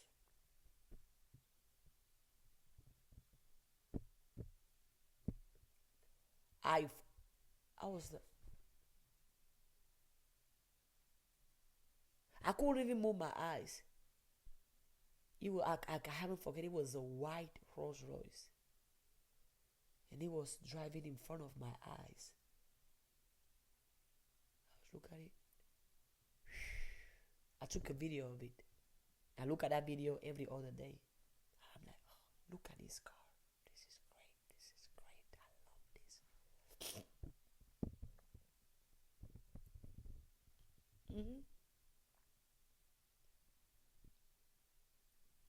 Consistently surrounding myself, consistently listening, consistently watching what reminds me of possibilities, what reminds me of wealth, freedom, success, what reminds me of you can have it too, you can do it too, you can experience it too. And because once you see something, you cannot unsee it. Because once Wisdom Kane said that he made a $500,000 by the third month of the year, doing something that he loves, that he's passionate about. I was like, oh yeah, this is great, this is good. And I'm happy. I rejoice. I'm like, oh yes, keep making your money, King. Keep succeeding.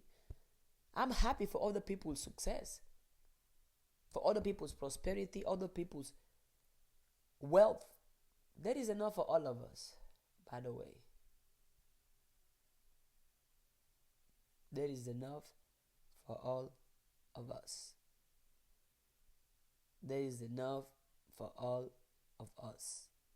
There is enough success for all of us, enough prosperity for all of us, enough happiness for all of us, enough money for all of us. Yeah. It's possible. And the more you listen that it's possible, the more you see that it's possible, the more you believe it is possible for you. What I say, faith is increased by hearing. So what are you hearing the most?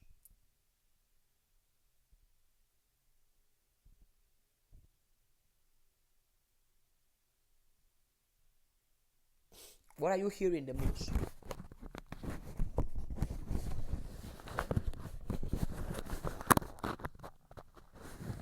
What are you hearing the most? Imagination is stronger than willpower. If you can see it in your mind and feel it as real, your subconscious begins to attract and arrange circumstances to match it. If you can see it in your mind and feel it as real, your subconscious begins to attract and arrange circumstances to match it. If you can see it in your mind and feel it as real,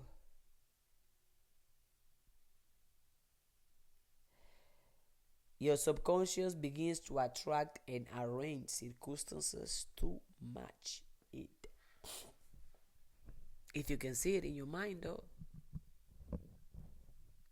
if you can see it in your mind,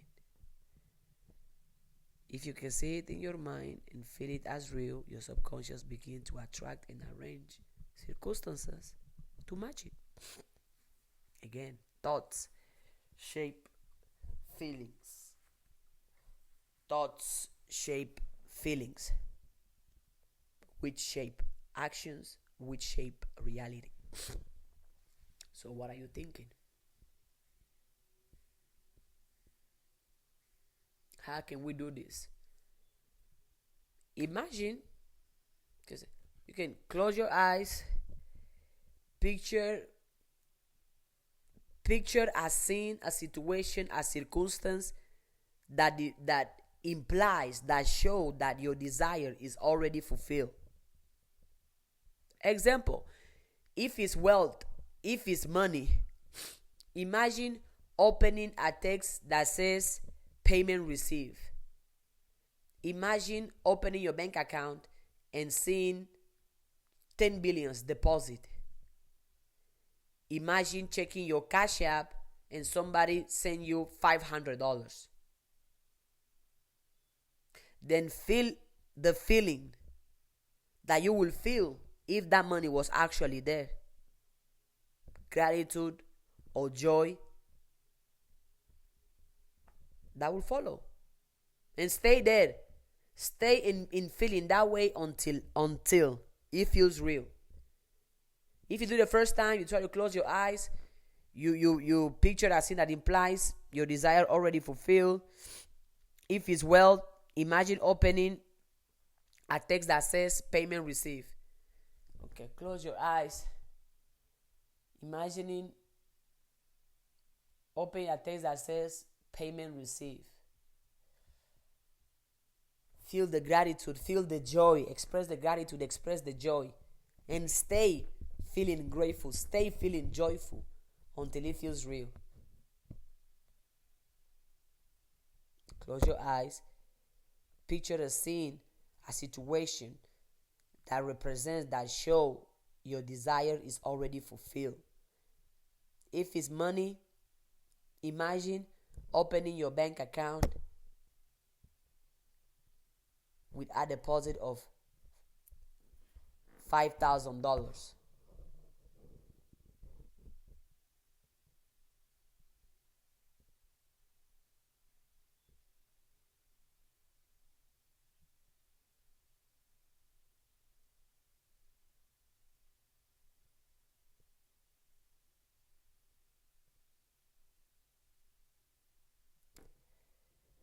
Started smiling. So I went in my mind and imagined a deposit of $5,000. Feels so good. This feeling is so good.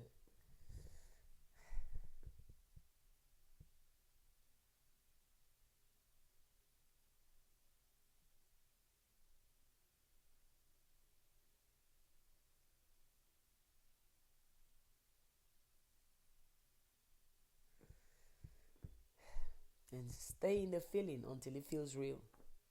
And do it as many times as you want to. Do it as many times as you want to. Do it as many times as you want to.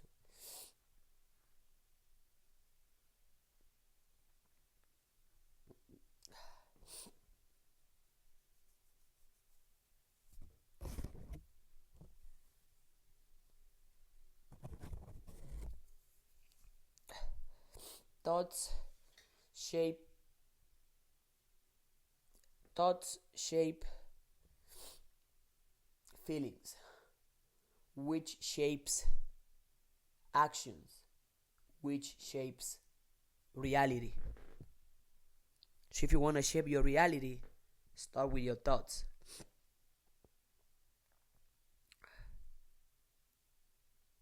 As a man think in his heart, what they say, my heart, the feelings, so is he. Every thought impress the subconscious and generate an emotional vibration. Each one of your thoughts create an emotional vibration. And the emotional vibration that it creates is simply a representation of the thought.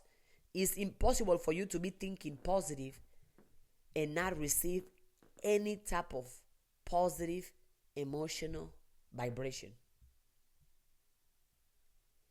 Yes, that's true. It's working for me. Yeah, it works. And do it as many times as you want to, anytime, anywhere. Simply close your eyes. Picture a scene of your desire already fulfilled. If it's money, imagine opening your bank account with a new deposit of $5,000. Feel the gratitude. Feel the joy. $500 for you right there, waiting for you to use it however way you want to use it. Feel the gratitude. Feel the joy. Stay in the feeling until it's real. Every thought impresses the subconscious. Every thought that you have produces an emotional vibration, an emotional reaction.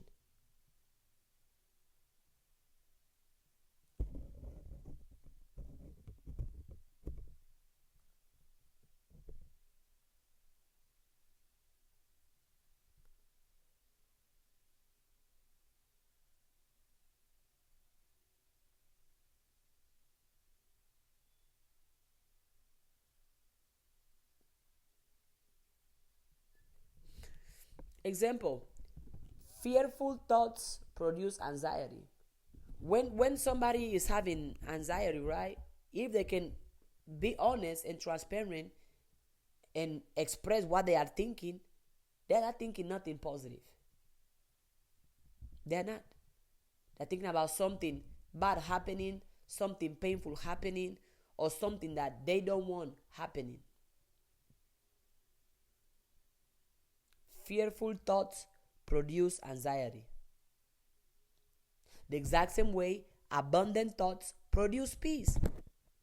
When you are thinking that, oh, yes, I will pay my bills. I can pay my bills every single month. Every single month. Every single month. I have the money. I have the money. When you are thinking that, there is a sense of peace, a sense of security that you feel because you know the money is there, because you are thinking that the money is there. Fearful thoughts produce anxiety. Abundant thoughts produce peace.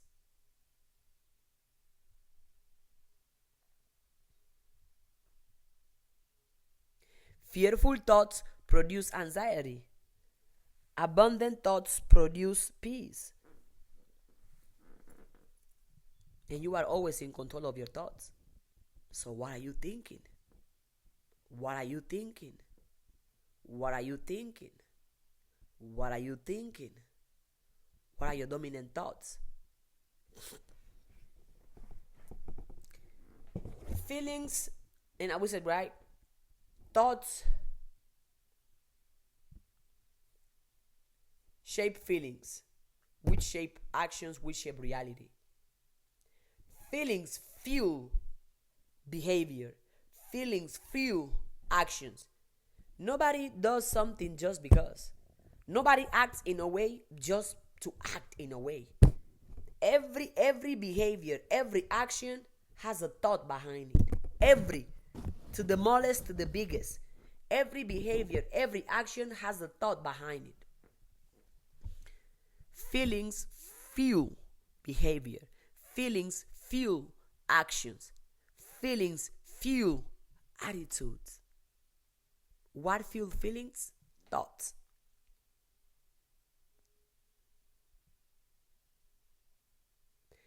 A person who feels confident will act boldly. Speaking from experience.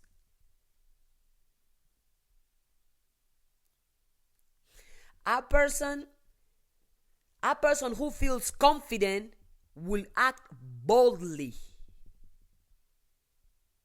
The same way a person who feels insecure will act scary.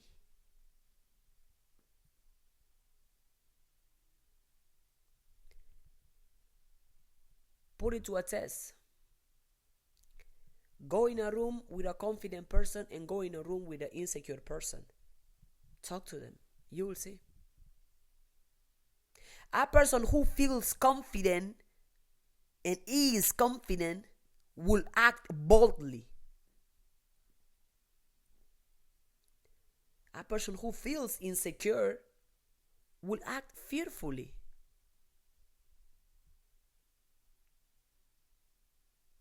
Speaking for myself, do you know how many times I have done things that I don't know how it's going to go, but I simply choose to do it?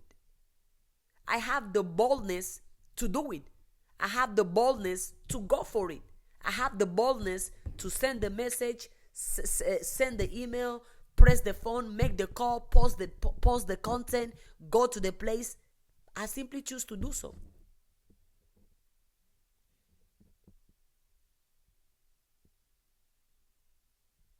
It's not like I knew exactly how it was going to go, but I choose to do it. I choose to go for it. Now in the other side, when you talk to a insecure person, nah, I'm gonna do it later. I mean, I don't know if it's gonna work out. Well, let me let me let me try to change it for make it better first. And while the insecure person is thinking of the right answer, the perfect answer, the right attitude, the right color, the right filter, the right microphone, the right step, the confident person already took 100 steps. Even if the 100 steps were all failures, but the confident person did it, while the insecure person still thinking about doing it. Feelings fuel behavior.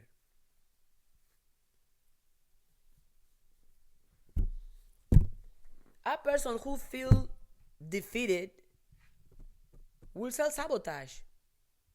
They already feel defeated. You gotta do nothing. They already feel defeated.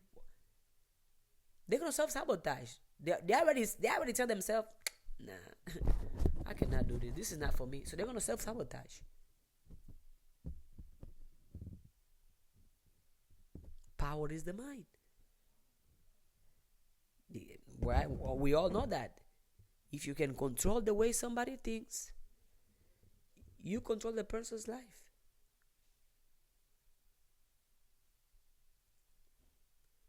A person who feels defeated will do the impossible to make sure they don't win, because they already feel defeated.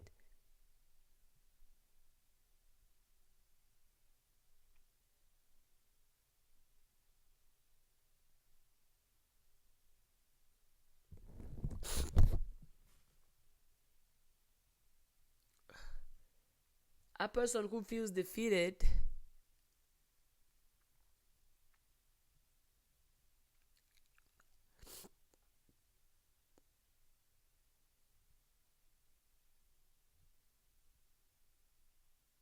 don't even worry. They're gonna go and sabotage it. They're gonna go and find ways to stay defeated, because they feel defeated. Is because definitely they are thinking that they are defeated. Thoughts shape feelings. Feelings motivate action. Feelings influence actions. Feelings fuel actions, behaviors.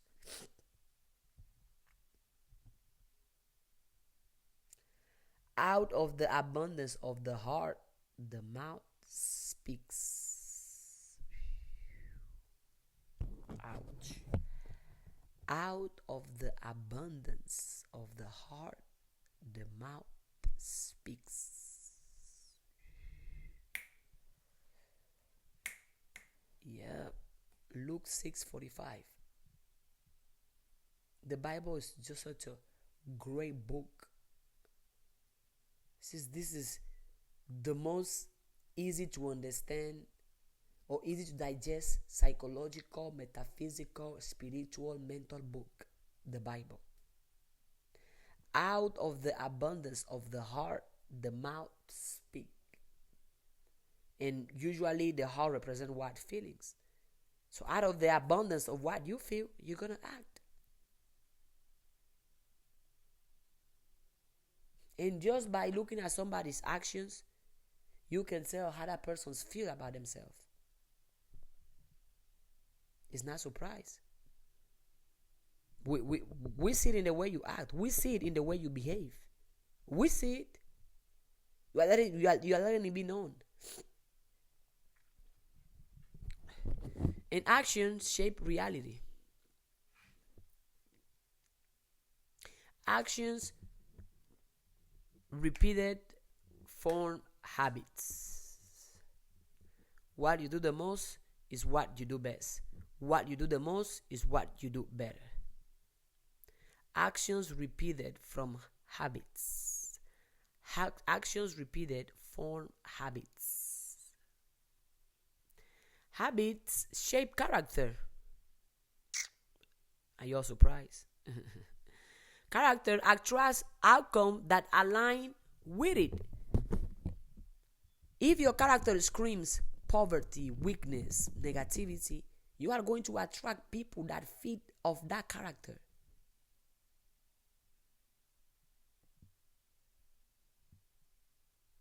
So what is your character? And what is your character attracting in bringing into your life? There are people that no matter what they do, they seem to attract the same type of person or the same quality of person. It's because they haven't changed who they are internally. And because whoever they are attracting is the person that their character can entertain. Is the person that their character can maintain. Hasn't it happened to you that somehow, somewhere you find a way to attract a good person in your life? But since your character is flawed, your character is negative, your character is corrupt, you end up losing that person. You end up self-sabotaging because your character couldn't allow you to maintain that good person in your life. Surprise, surprise. And all I'm teaching right now about character, feelings, outcomes, habits, all that started with talking about thoughts. Yeah, that's how powerful our thoughts are.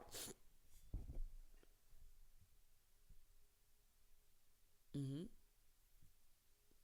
Character attracts outcomes that align with it. If you have a poor character, you're going to attract outcomes that align with poverty character. If you have a rich character, a confident character, you will attract outcomes that align with rich character, wealthy character.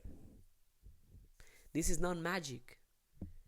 This is not woo out of the blue. It only happens to certain people, certain races, certain cultures. No. This is universal. And it applies to all of us, regardless of your sexuality, regardless of your country, regardless of your religion, regardless of your background, regardless of your skin color, regardless of where you are from, regardless of where you are going. The law applies to all of us. You might not believe it, you might not be aware of it, but it's applying to you. So let this teaching make you aware of what you are doing to yourself with your thoughts. Let this teaching be a reminder to what you are doing to you with your thoughts. Character attracts outcomes that align with it. So let me ask you, what are you attracting with your character? What type of people are you attracting with your character? Have you ever asked yourself that? This person has this character. What in my life makes sense for this person to be here right now? Which part of my mind, which part of my body, which part of my spirit welcome this character in my life right now?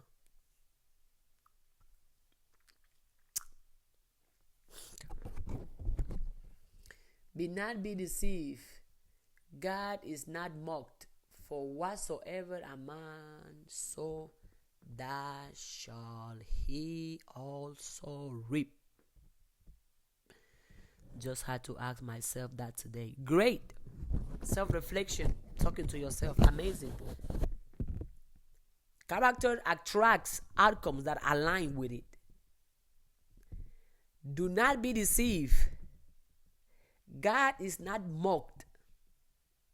For whatsoever a man sow, that shall he also reap. It doesn't say what the government is showing for you, you're going to reap. No. It's saying what you show in your own life, you shall receive in your own life. Yeah, you are in control.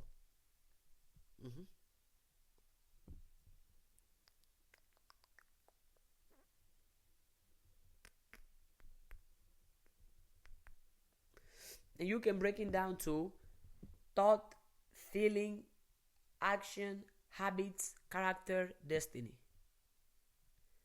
Thoughts, feelings, actions, habits, character, destiny. So if you want to change your destiny, go to the roots, which is your thought. If you want to change your character, go to the root, which is your thought. If you want to change your habits, go to the root, which is your thought. If you want to change your actions, go to the root, which is your thought. If you want to change your feelings, go to the root, which is your thoughts. Yeah, it all starts with the way you think. Surprise.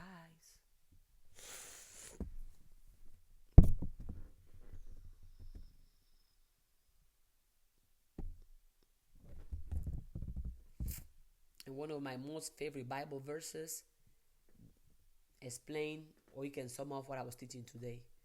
Be renewed, be transformed by what?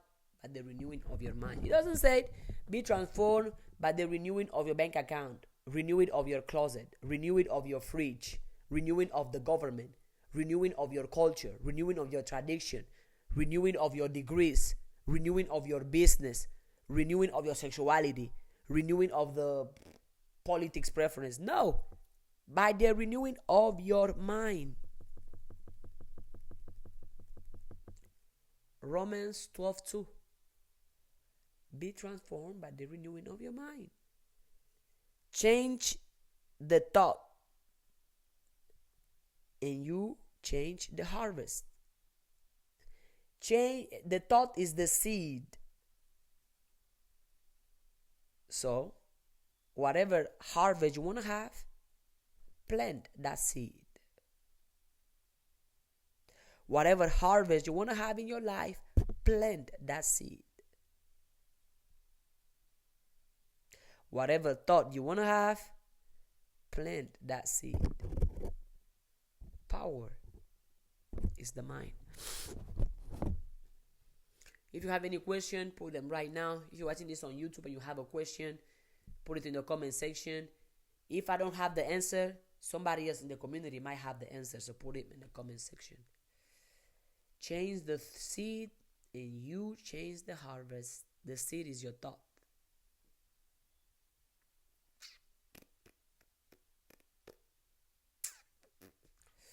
Also, for you to know how powerful our mind are, it says in Philippians 2:5, let this mind be in you, which was also in Christ Jesus. Yes, am I saying that you have the exact same mind that Jesus had? Yes.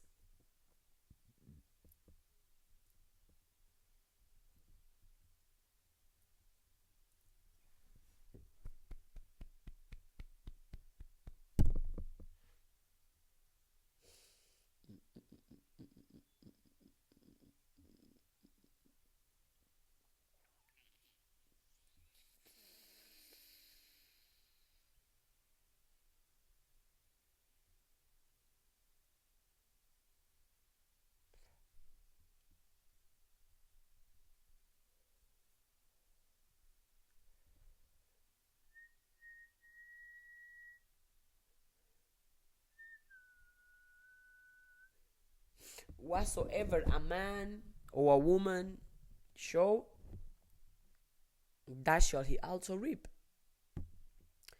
Galatians 6:7. Your thoughts, your words, your feelings, the pictures in your mind, the voices in your head, your actions are seeds.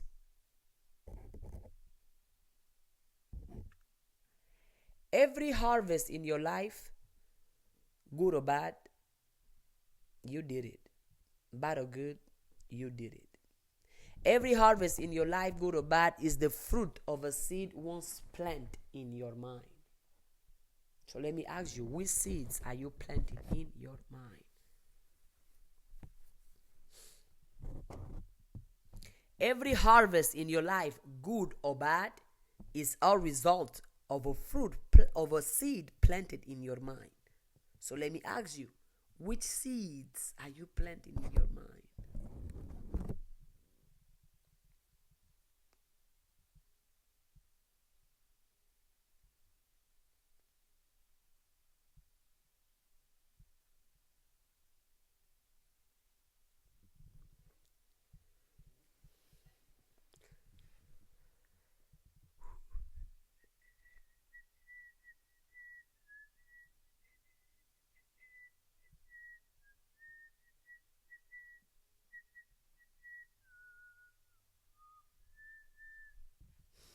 All is well, all is well, all is well.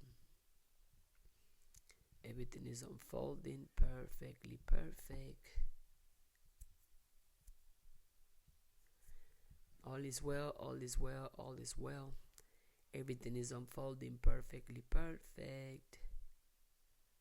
All is well, all is well, all is well.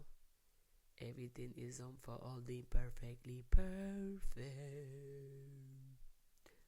All is well, all is well, all is well.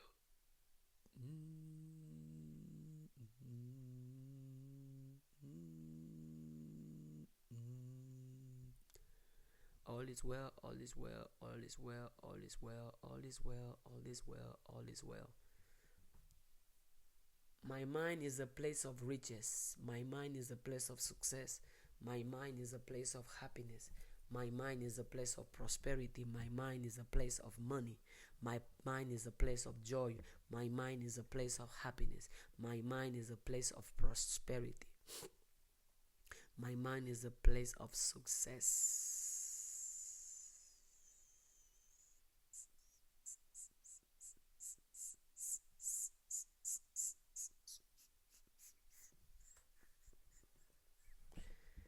My mind is a place of wealth.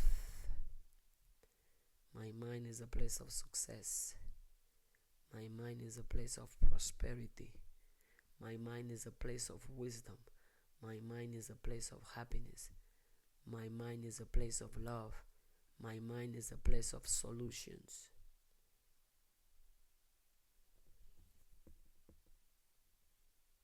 Everything is unfolding perfectly perfect. All is well, all is well, all is good, all is good, all is well, all is well, all is good, all is good. The exercise we practice today, if for anybody who wants to do it, is use imaginative feeling.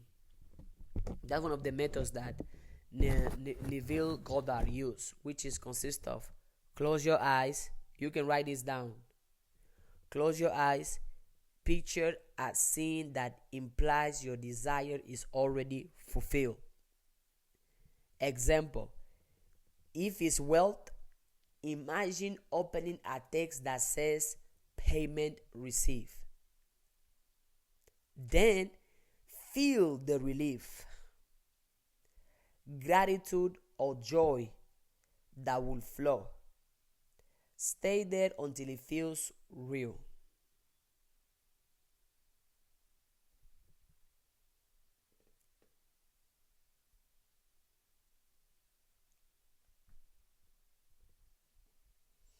Then feel the relief, the feeling really, and you can practice that. You can teach yourself that.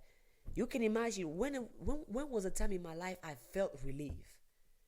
I want to feel it again, and you're gonna feel that relief again. When in my time I feel gratitude, in my life I feel joy. Train your mind to feel, and if you don't know how, find a way. Nowadays we have resources for education, resources that are here to allow us to know the answer that we might not know at the moment. For example, what was I talking about? Feel the relief, gratitude, or joy that will follow. You can go, for example, ChatGPT. I'm gonna do it now so everybody can see that it's live. ChatGPT is a tool that we use. It doesn't use us. So use it for your highest and greatest good. What are we trying to learn right now? How to train my body to feel relief. How to train my body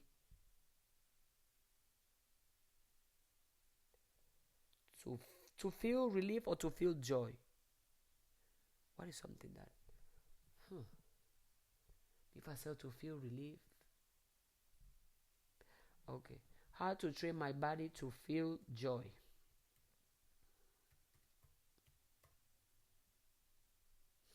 Train my body to feel joy. And I'm gonna comma. Don't reply with what I wanna hear. Yeah.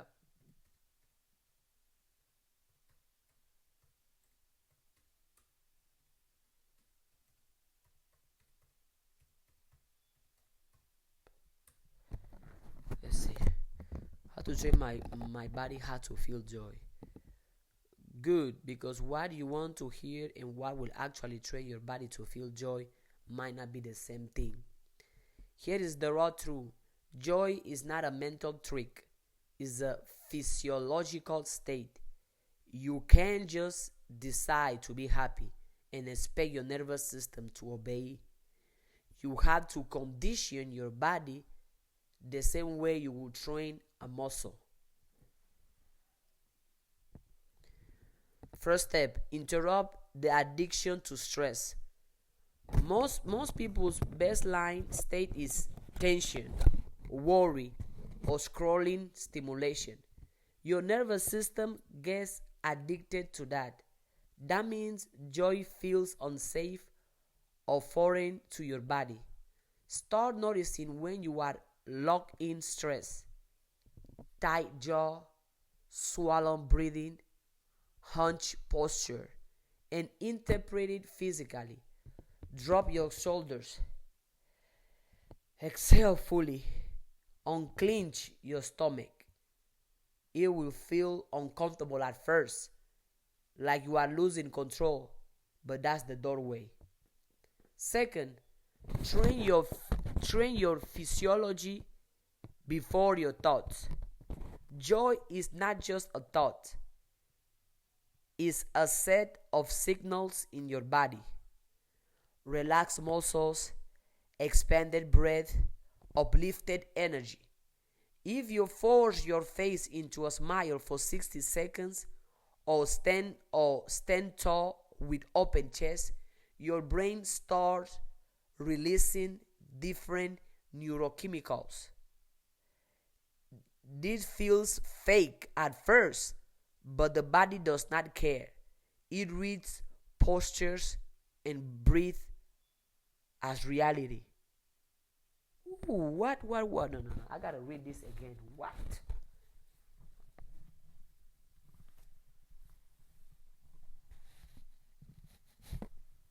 I gotta read this again. Joy is not just a thought, it is a set of signals in your body. Relaxed muscles, expanded breath, uplifted energy. If you force your face into a smile for 60 seconds or stand tall with open chest, your brain starts releasing different neurochemicals. This feels fake at first, but the body does not care. It reads posture and breath as reality. Third step, small doses of real joy. Don't expect fireworks. Train in micro joy. 30 seconds of dancing. The warmth of a sunlight on your skin. The taste of food fully savored. The body learns faster from sensation than from positive thinking. What? And I was telling people to just do affirmations, dancing, moving the body, letting the sun kiss your skin.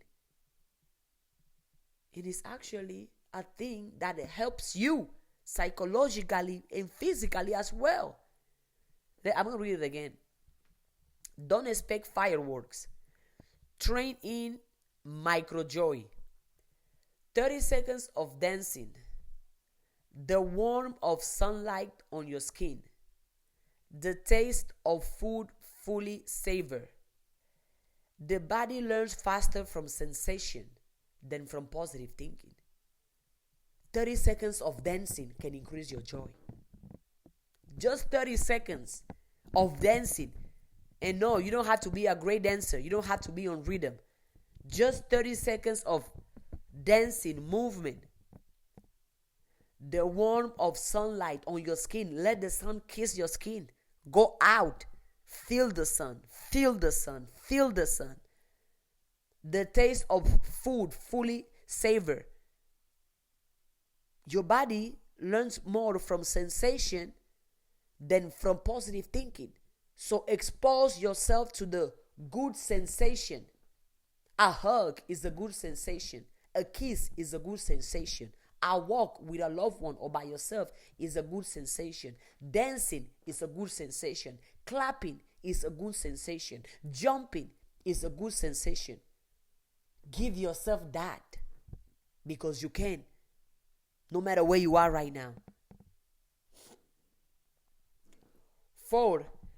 Daily nervous system recalibration. Daily nervous system recalibration. Cold exposure or heat, sauna, hot shower. Reset your stress tolerance and heightens post-joy rebound. Breath work, slow, deep exhale, extended parasympathetic dopamine. Movement with music trains your body to link rhythm to pleasure. Step 5. Stop making joy earned. If you only allow joy after achievement, your body ties it to scarcity. Oh! Do y'all hear that? If you only allow joy after achievement, your body ties it to scarcity. Practice feeling it before you have earned it. Literally, sit in stillness and say, I get to feel good now for no reason. Then breathe into it. This is rewiring. Let me put this affirmation somewhere.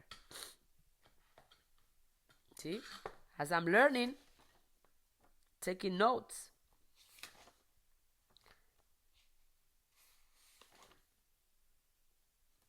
It says, I get to feel good now for no reason.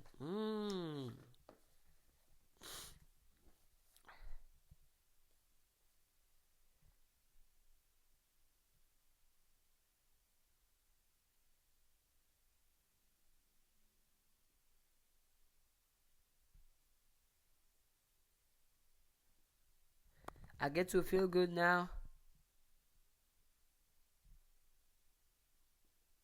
for no reason. I get to feel good now for no reason. I get to feel good now for no reason.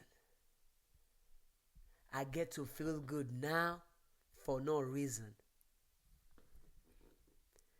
Repetition over intensity. You won't arrive at joy in one breakthrough. It's like lifting weights. You do reps daily until your baseline shifts. That's when joy becomes default instead of exception. Repetition over intensity. You won't arrive at joy in one breakthrough. It's like lifting weights. You do reps daily until your baseline shifts. That's when joy becomes default instead of exception.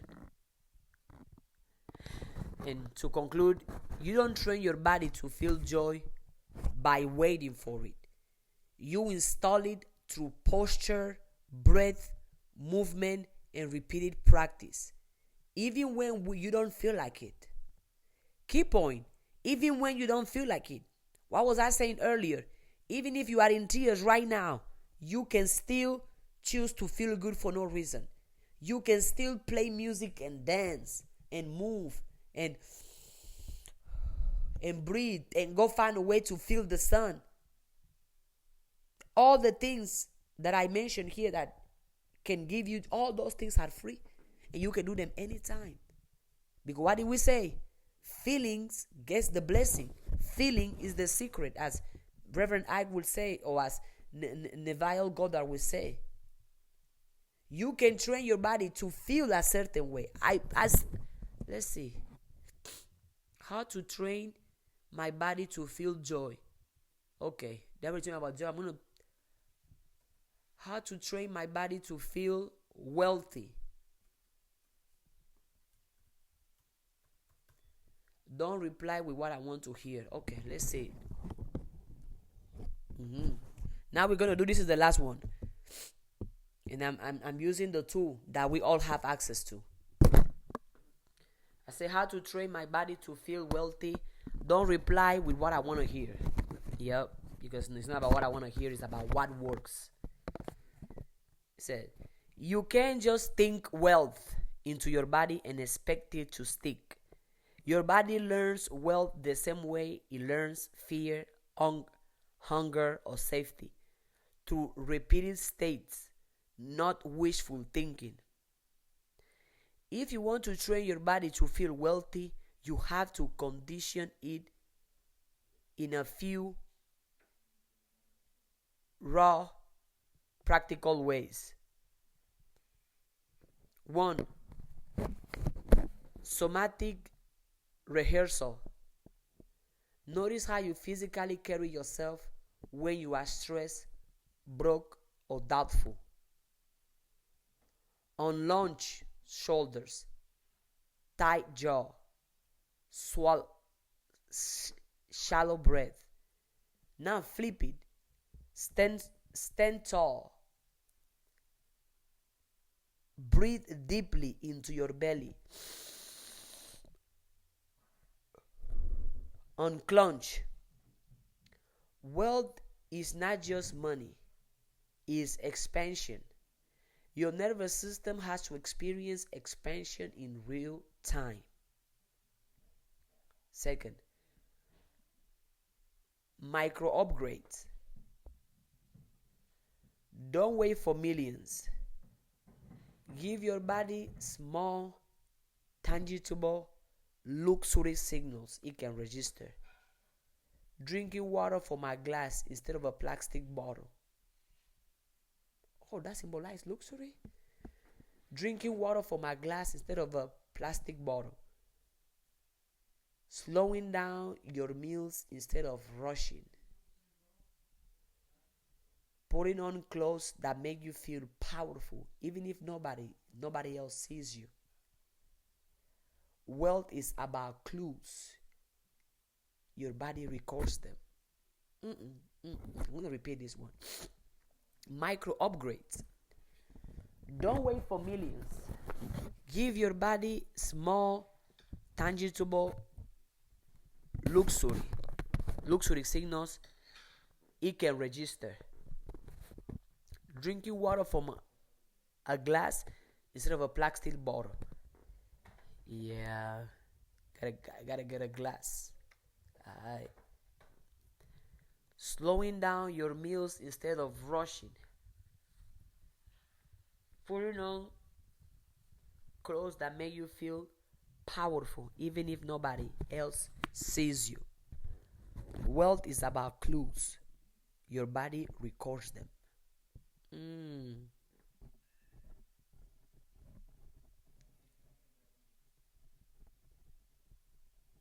Okay. 3rd, train your nervous system for abundance.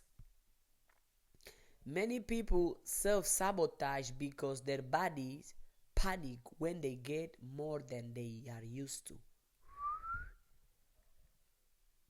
Ooh. Okay.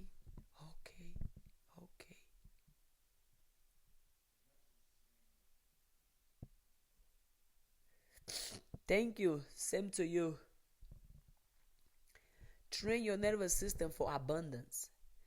Listen to this. Many people self-sabotage because their bodies panic when they get more than they are used to.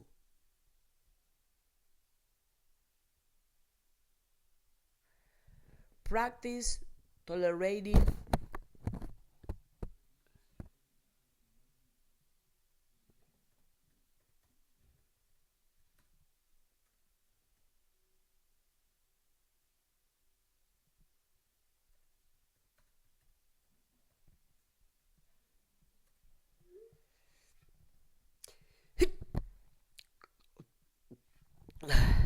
Train your nervous system for abundance. I am healthy, I am healthy, I am healthy. Many people self-sabotage because their body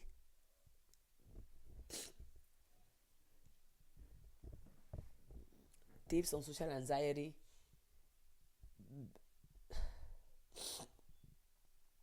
Be secure in yourself. Be okay with people not understanding you, not accepting you. Focus on how you see yourself over how the people are going to see you. Basically, become more self-centered. Many people self-sabotage because their bodies panic when they get more than they are used to. Practice tolerating good feelings for longer periods without distracting yourself. Practice tolerating good feelings for longer periods without distracting yourself. 3 days ago, I went on live. I was teaching a class on being focused on the good, naming the good, writing the good, exaggerating the good, emphasizing the good, hyper focusing the good. Because how many of us, when something good happened to us, we celebrate it for a couple hours? Oh, that was good. But when something bad happened, we spend years, weeks, months talking about it. Flip it. Spend years, weeks, months, hours talking about one good thing that has happened to you. Exaggerate the good. Hyper focus on the good. And now that I was teaching it before knowing this information. But now they are saying practice tolerating good feelings. Practice tolerating good feelings for longer periods without distracting yourself. Practice feeling good for long periods without distracting yourself. Sit with gratitude, pleasure, and relaxation until your body normalize them. How many of you feel bad for resting? Feel bad for being relaxed? Feel bad for doing nothing?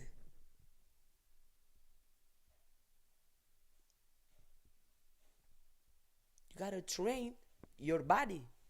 The exact same way you train, as you train your muscle, you can train your body to receive and welcome certain feelings, because feeling is key. Feeling is the secret. Feeling is the blessing. Sit with gratitude. Sit with pleasure and relaxation until your body normalize them. If you are I'm just going to relax today. Even if your mind tells you, oh, go do something, go be productive. No. I'm choosing to relax today. Sit in the pleasure. Sit in the gratitude. Sit in the, even if it's uncomfortable. The more you do it, the easier it gets. This rewires your baseline. Sit with gratitude, pleasure, and relaxation until your body normalizes them. This rewires your baseline. 4. Embodied affirmations. Don't just repeat words, attach them to movement. Stretch while saying, I expand into wealth. Exhale tension when saying, I release lack. Or walk as if you own the ground beneath you. The body believes movement more than words. The other day I was here on class and I was dancing while saying affirmations. I was touching myself while saying affirmations. Because it works. Because it works. Now, the body believes movement more than words. I expand into wealth.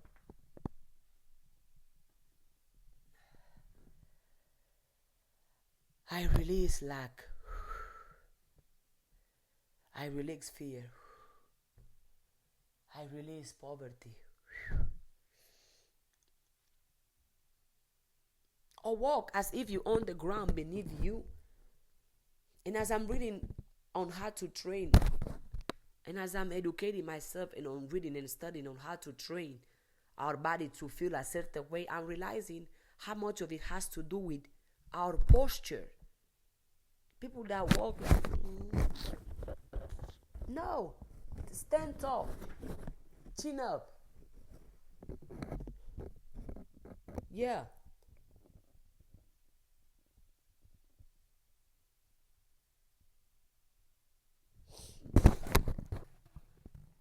Walk as if you own the ground beneath you. The body believes movement more than words. So another teaching for everybody. Anytime you do your affirmations, add movement to it. I am wealthy. I am happy. I am rich. I am prosperous.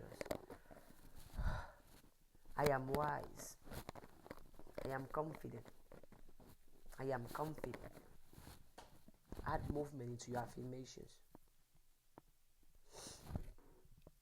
Fifth, financial exposure therapy.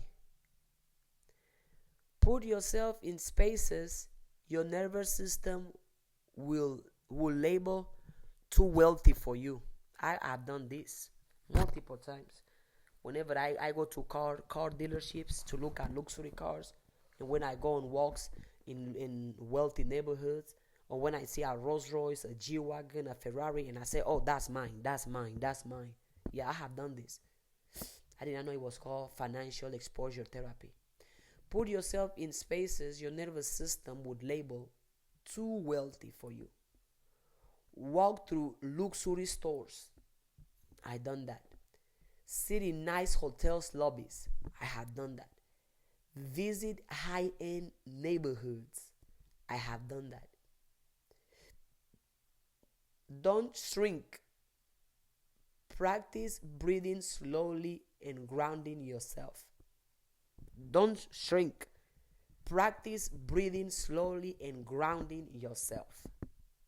As you go into those high-end luxury places, you are training your body not to flinch in wealth presence. How many of you, when you see too much money, you oh, this is too much for me? Or you go in a rich neighborhood, you feel scared. You don't feel, you feel like you do belong there. No. Believe that you belong there. Act, speak as if you belong there. That's what I do. When I go to those sit in nice hotel lobbies, I sit there as if I'm like, yeah, I deserve to be here. I deserve this treatment. Or when I go to high-end neighborhoods, wealthy neighborhoods, this is mine. I belong here. And I just walk around looking at the houses. This is so cool. This is so great. I belong here. Wealth won't feel real in your body until your body can hold it without panic, guilt, or disbelief.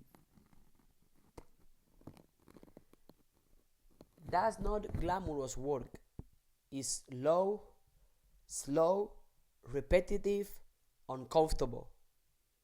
But it's how you shift your nervous system from survival to sovereignty. I don't know what that. From survival to sovereignty.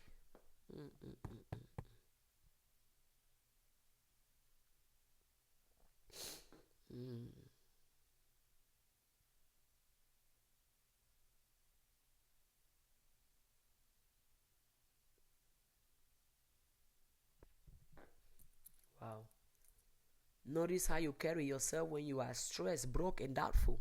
Notice how you carry yourself. You don't want to go out. You don't want nobody to see you. You don't want to make no type of plans. Your body you carry like your fear. You don't speak up. You are dark. You don't dress up. If you know that's how you act when you are broke, stop acting that way. Break it and act differently. Act as where you want to go, where you want to be, not as where you are right now. Go get the best outfit you can and put it on. Put makeup, put the makeup, put the shoes in. Walk as of if you are already wealthy, as of if you are already rich. Go into high-end neighborhoods. Go sit in those hotels lobbies. Sit there. If somebody asks you, be like, oh yeah, I stay here. I can afford to stay here. Shoulders up. Yeah. Chin up. Yep.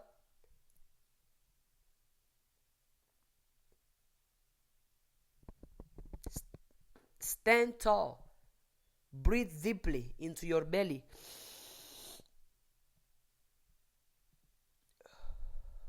Unclench. This can be a whole video on its own. Financial exposure therapy.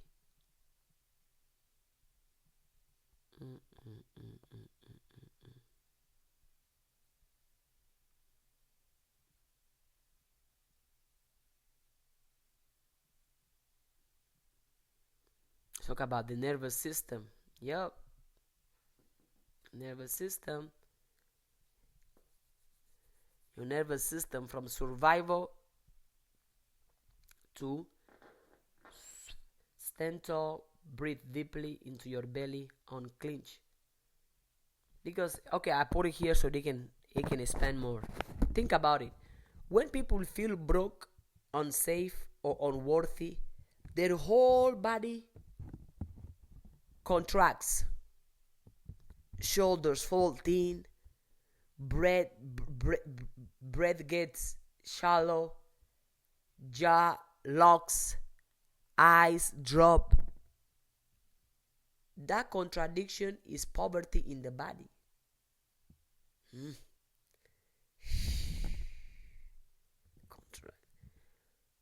Wealth, before it ever shows up in your bank account, has to be a posture, a rhythm, a breath. Expansion signals to your nervous system. Expansion signals to your nervous system. I have more than enough space, more than enough air, more than enough life. They say try this drill right now. Okay, let's see. Posture reset. Stand up.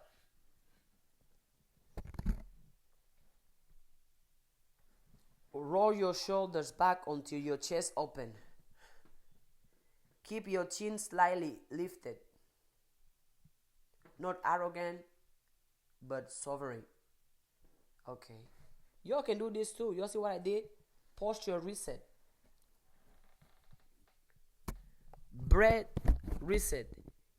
Inhale deeply through your nose into your belly for 4 seconds.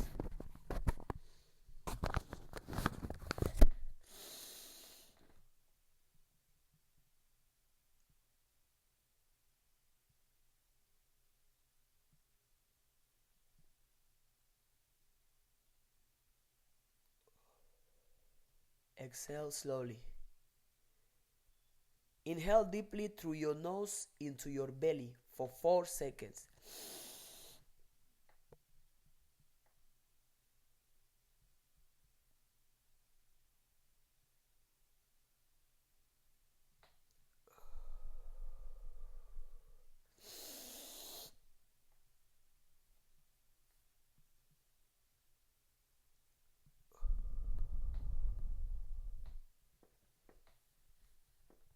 Repeat as many times as you want to. Unclench reset. Relax your tongue, jaw, and fist. Soften your stomach instead of bracing it. That's what expansion feels like. Do it long enough and your body stop confusing tension with safety.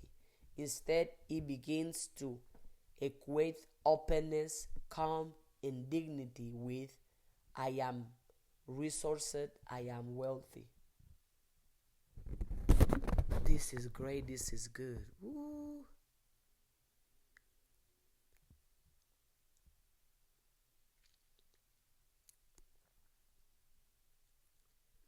Okay, another one that we're gonna expand. Practice tolerating good feelings for longer periods. We're gonna expand on that. Yes, most people cannot handle good for very long. They will get a spark of joy, gratitude, or peace and immediately check their phone, pick a fight, or think about bills. That's not random. That's the nervous system saying, too much light, go back to what we know. Here is how to train for it, raw and practical. Catch the space impulse. Notice when you are about to distract yourself the moment you feel good. That twitch to scroll, move, or do something is your nervous system rejecting expansion. Do not obey it. Second, stretch the window. If you can hold gratitude or relaxation for 10 seconds before you get itchy, try for 20. If you can do for 20, go for 40. That's how you raise your baseline, by increments, not leaps. Anchor with the body.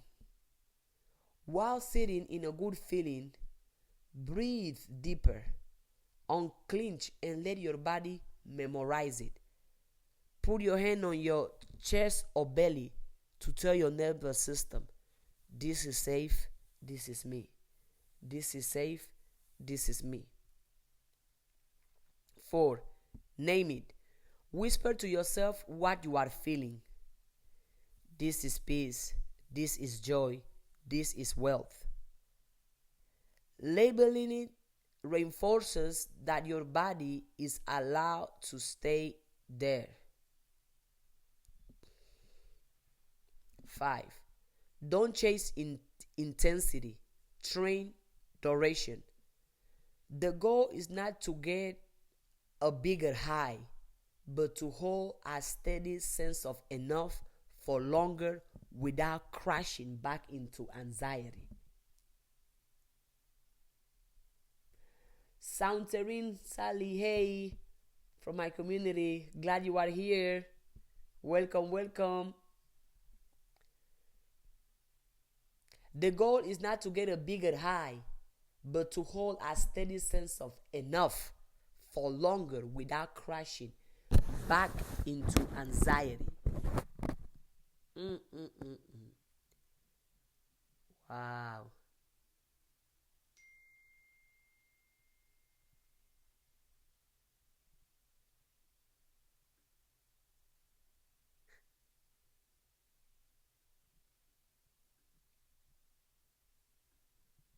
Movement, movement, movement, movement, movement. Put yourself in, okay, financial exposure therapy. Right, because your body has a wealth thermostat.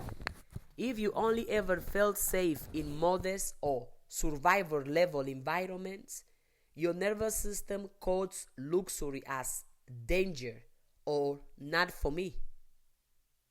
That's why people freeze up in high-end store, feel like an impostor in a luxury car, or unconsciously rush to leave. I cannot relate. I even go on luxury stores on purpose. I know the money is not in my account, but I still walk in there. I still touch that luxury shoes, that luxury bracelet, that luxury car, that luxury watch, that luxury perfume. I touch it, I smell it, I tell myself I belong here, and I smile. But other people is the opposite. They feel like an imposter in a high-end restaurant, a high-end store. They tell themselves things like, I don't have the means to be there. People like me don't go in stores like that. What do you mean? What do you mean? The trick is exposure without collapse. Go in slowly. Step into the too wealthy space. Don't hide, but don't force performance either. Just go in there and walk. Breathe, not perform. Take those deep belly breaths, expand your posture, relax your jaw. You are signaling to your body, this space is safe and I belong. Such an alchemist. Adore the reflection of you. Thank you. Ground with senses. Notice texture, smell, colors. Touch the marble in the counter. Feel the fabric. Listen to the quiet hum. Wealth has a sensory signature. Let your body lock it. Wealth has a sensory signature. Let your body lock it. Wealth has a sensory signature. Let your body lock in. The exact same way poverty has a sensory signature, because it does.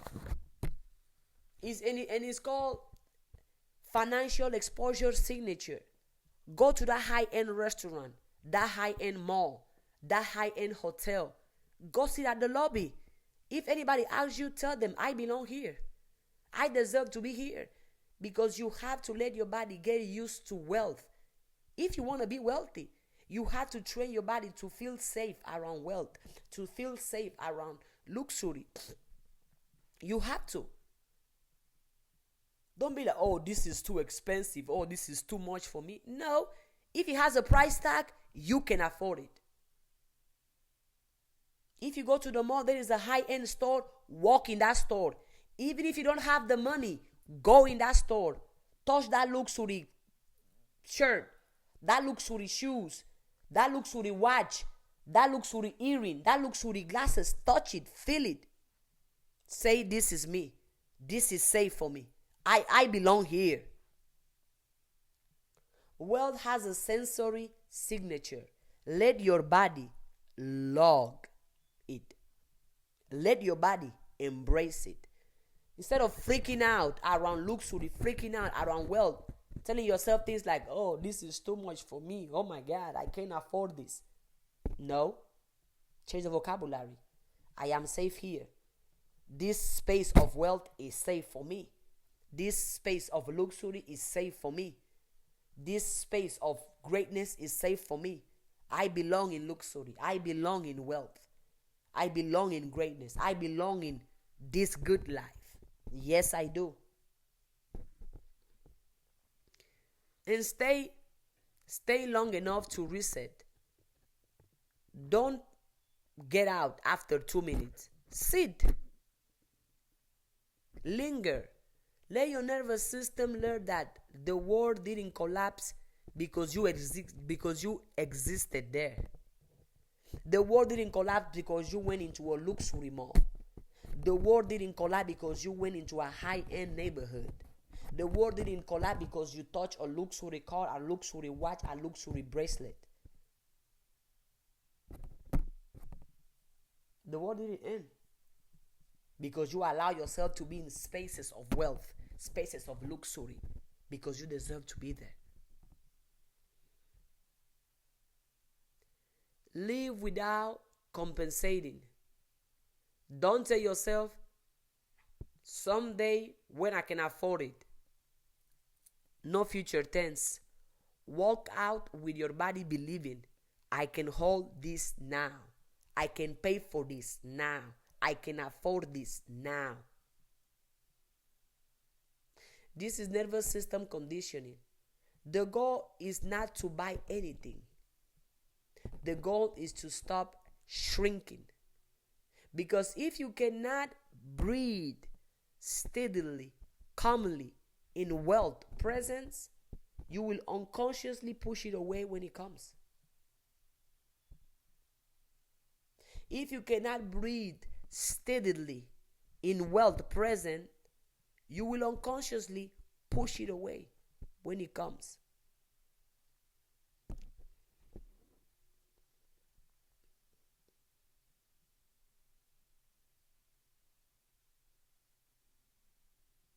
Mhm. Shift in all of this is to shift your nervous system from survival. Is to shift your nervous system. All of this is to train your nervous system to feel safe, to feel welcome in wealth, in luxury, in good. Shift your nervous system. Most people never leave survival mode because the nervous system has been trained to equate tension with safety. Sovereignty is a different frequency. It's when your body stops bracing for the next hit and start moving as if life bends to meet them. Yeah, I believe life bends to meet me at my highest and at my greatest. Here is the path from survival to sovereignty. First, awareness. Catch the survival reflex. Survival lives in contraction, tight stomach, shallow breath, hunched shoulders, constant scanning for threats, constantly scanning for something to go wrong, for something to go bad, constantly looking for the negative, looking for the problem is coming. What is the problem? What is the issue? How many of you don't think that you can have a life without issues coming to you? As soon as you wake up, what is something bad is going to happen. I already know it. Yeah, you are looking for the problem, looking for the thing to go wrong, looking for the lie, looking for the misery, looking for the pain. You're going to end up finding it. Scanning for threats, scanning for negativity, scanning for pain, scanning for something to go wrong. Sovereignty lives in openness. Steady breath, expanded chest, grounded feet, relaxed jaw. Step 1 is noticing when your body slips back into the cage of contraction and correcting your body. Safety first, always. You can't skip safety. Sovereignty is not a mindset hack. It's the ability to regulate your nervous system, to regulate your thought, to regulate your emotions. Breathe into your belly until your heart rate slows. Exhale longer than you inhale to tell your nervous system we are not in danger. Do this daily. Calm feels less alien. Normalize goodness. Normalize goodness. Survival only feels safe in struggle. Sovereignty trains the body to stay present in joy, love, wealth, and rest. Joy, love, wealth, and rest. Shantarine, thank you for being here. I appreciate you.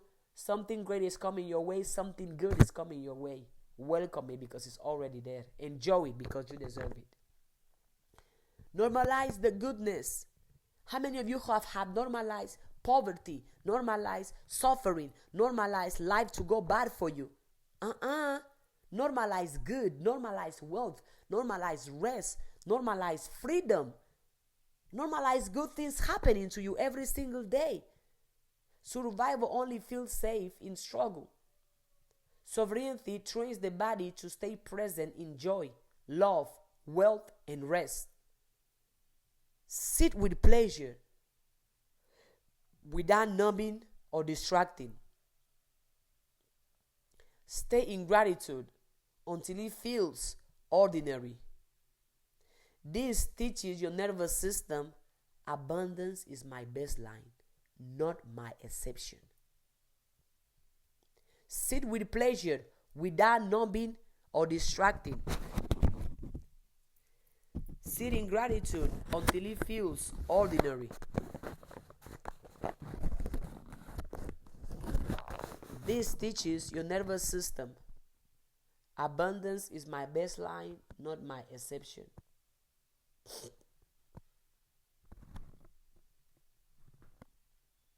Embody authority. You can't just think sovereign thoughts, you must move sovereign. Walk slower than survival wants you to. Walk slower than survival wants you to. Speak with pauses instead of rushing.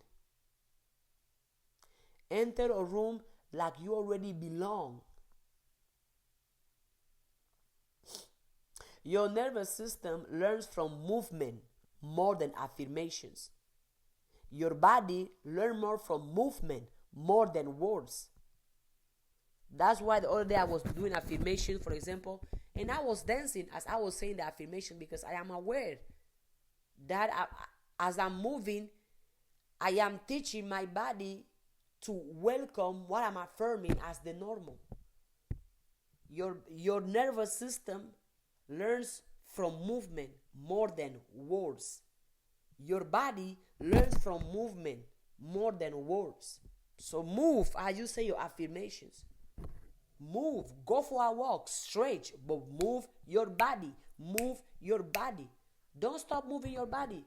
And if it's just you're sitting, I am great, I am successful, I am prosperous, I am happy, I am joyful, I am love, I am success, I am prosperity, I am success, I am joy, I am wealth, I am happiness, I am prosperity, I am success, I am happiness, I am joy.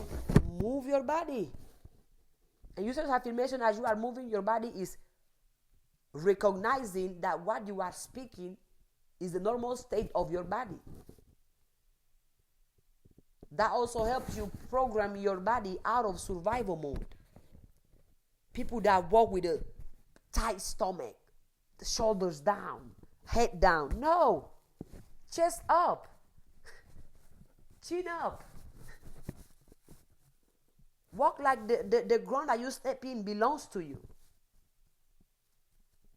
Poverty makes your body act a certain way. Poverty makes your body act a certain way. Survival mode makes your body act a certain way. But the opposite is also true. Wealth, riches makes your body act a certain way. It's no surprise.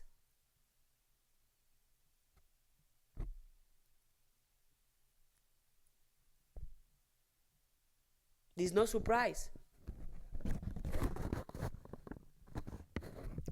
Poverty makes your body act a certain way.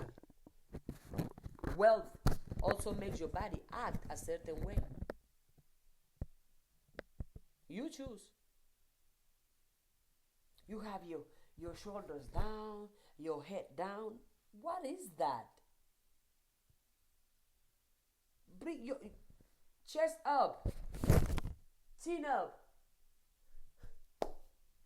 Walk like you belong here because you do belong here. Walk like all the good things, all the positive things that exist on earth belong to you because they do. Walk with the posture of success, the posture of prosperity, the posture of happiness. Walk like that. Affirming. You know what? Wealth is mine. Prosperity is mine. Your nervous system learns from movement more than words.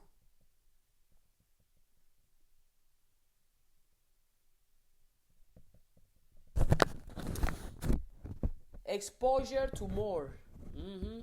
We spoke about financial exposure therapy. Exposure to more.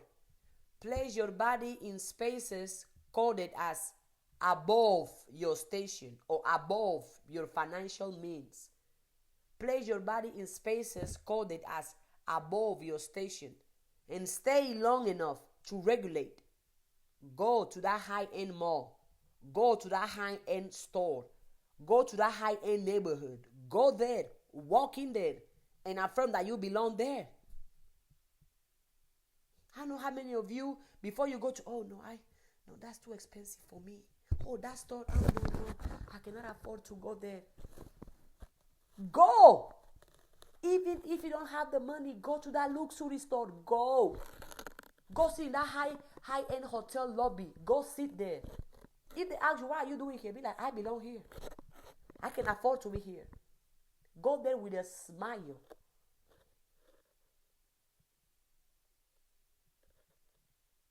Wealth has a sense. Wealth has a taste.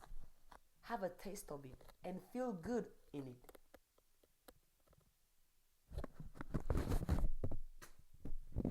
Place your body in spaces called as too wealthy for you. Go. There's nothing as too wealthy. You want it? Go. Over time, wealth and expansion stop being stranger to you, stranger to your body, and become your normal environment. But you don't have to wait till your bank account says you are wealthy for you to put yourself in spaces, environments, situations of wealth. Something as simple as going to a high-end hotel lobby and being there and looking at the cars that drive by. I do it so many times. Or go to a high-end neighborhood and you just smell the peace, smell the quietness. Because one thing I have found in common among all the wealthy, rich neighborhoods I have been is so quiet. You can even hear your breather. But now go in a poor neighborhood, in a broke neighborhood, loud as it can be. Poverty has a sense, so does wealth. Poverty has a sound, so does wealth. You choose which sound and which sense you're going to tune into. I choose wealth all day, every day. And you? Ritualize sovereignty. Daily rituals tell your nervous system, this is who I am now. Stand tall every rising. Breathe expensively, and declare out loud, I choose sovereignty over survival.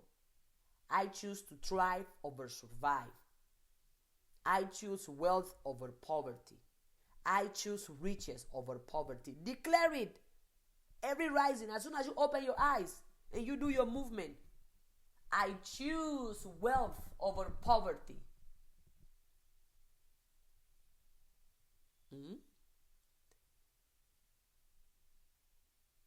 With your right, stand tall, chin up, chest clear. Yeah. Let your body anchor the words in posture, not just in thought. Your posture. Chest up. Yeah. Smile. It's free to smile. But how many of you go?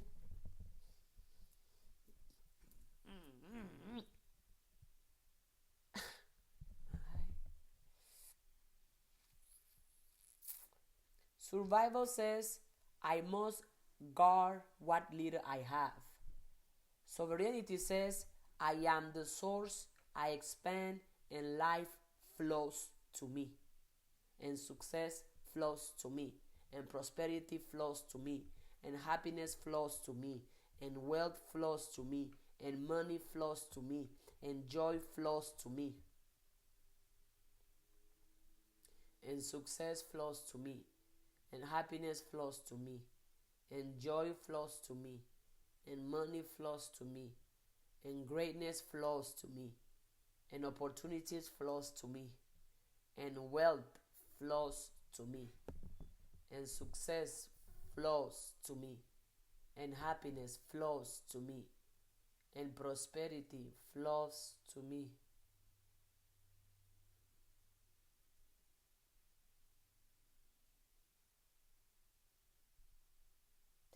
The nervous system won't shift overnight, but with consistent practice, it will rewire.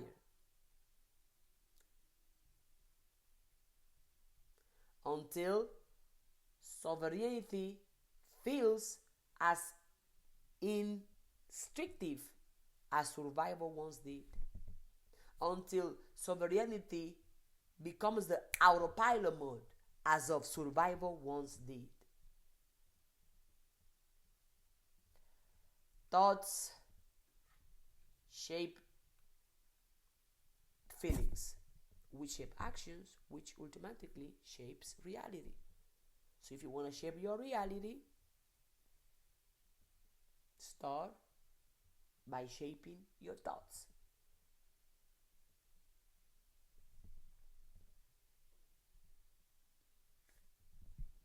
Let your thoughts reflect where you want to go, where you want to be. Let your thoughts reflect all the good that you want. And you are always in control of your thoughts. You might not always control the circumstances or the situations, but you can always control your thoughts.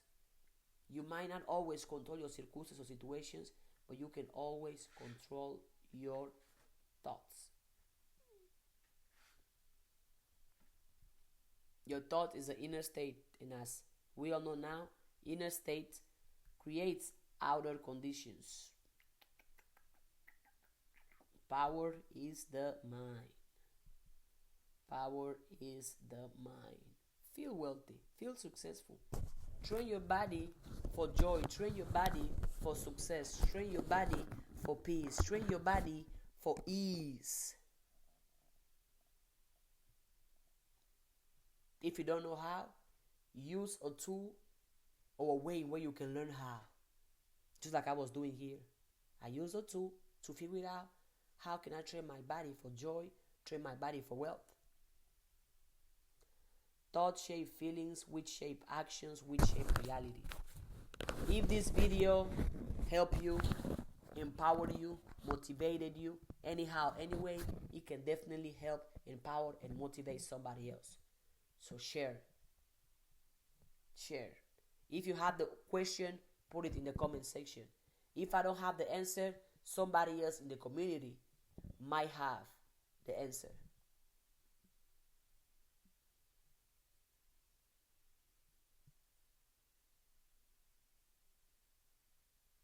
Thoughts. From time to time, from day to day, hour to hour, ask yourself, what am I thinking right now? What am I thinking right now? What am I thinking right now? What am I thinking right now? What am I thinking right now? What am I thinking right now? What am I thinking right now? If the thoughts become a reality, will I be happy? If this thought becomes a fact, will I be happy? If this thought becomes an experience, will I be happy? If the answer is no, pick another thought. You can always pick another thought. You can always pick another image.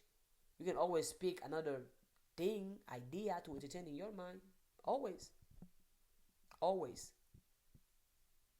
Power is the mind. Thoughts shape feelings, which shape actions, which shape reality. Thoughts shape feelings, which shape actions, which shape reality. My book is out. It's on Amazon. Link in the description of this video. Of course, my brain, of course. My bracelet, my brain as well, of course. The book is on Amazon. Yes.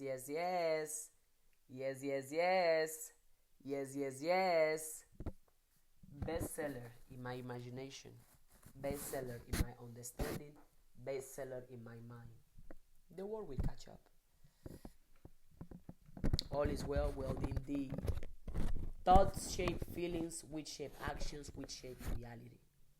Of course, subscribe, like, and watch this video as many times as you want to. And if this information did not resonate with you, don't worry. Come back and watch the video 2 months from today, 5 months from today, 5 years from today, 10 years from today. Maybe it will resonate. If it doesn't resonate now, it doesn't mean it won't resonate later. Your energy is so bright and powerful. Absolutely. Yes, it is. And I love it. And I can only keep getting brighter and brighter, more powerful and more powerful. All the good can only increase in my life. All the good can only increase in my body. All the good can only increase in my mind. All the good can only increase in my feelings. All the good can only increase in my reality. Thoughts shape feelings, which shape actions, which shape reality.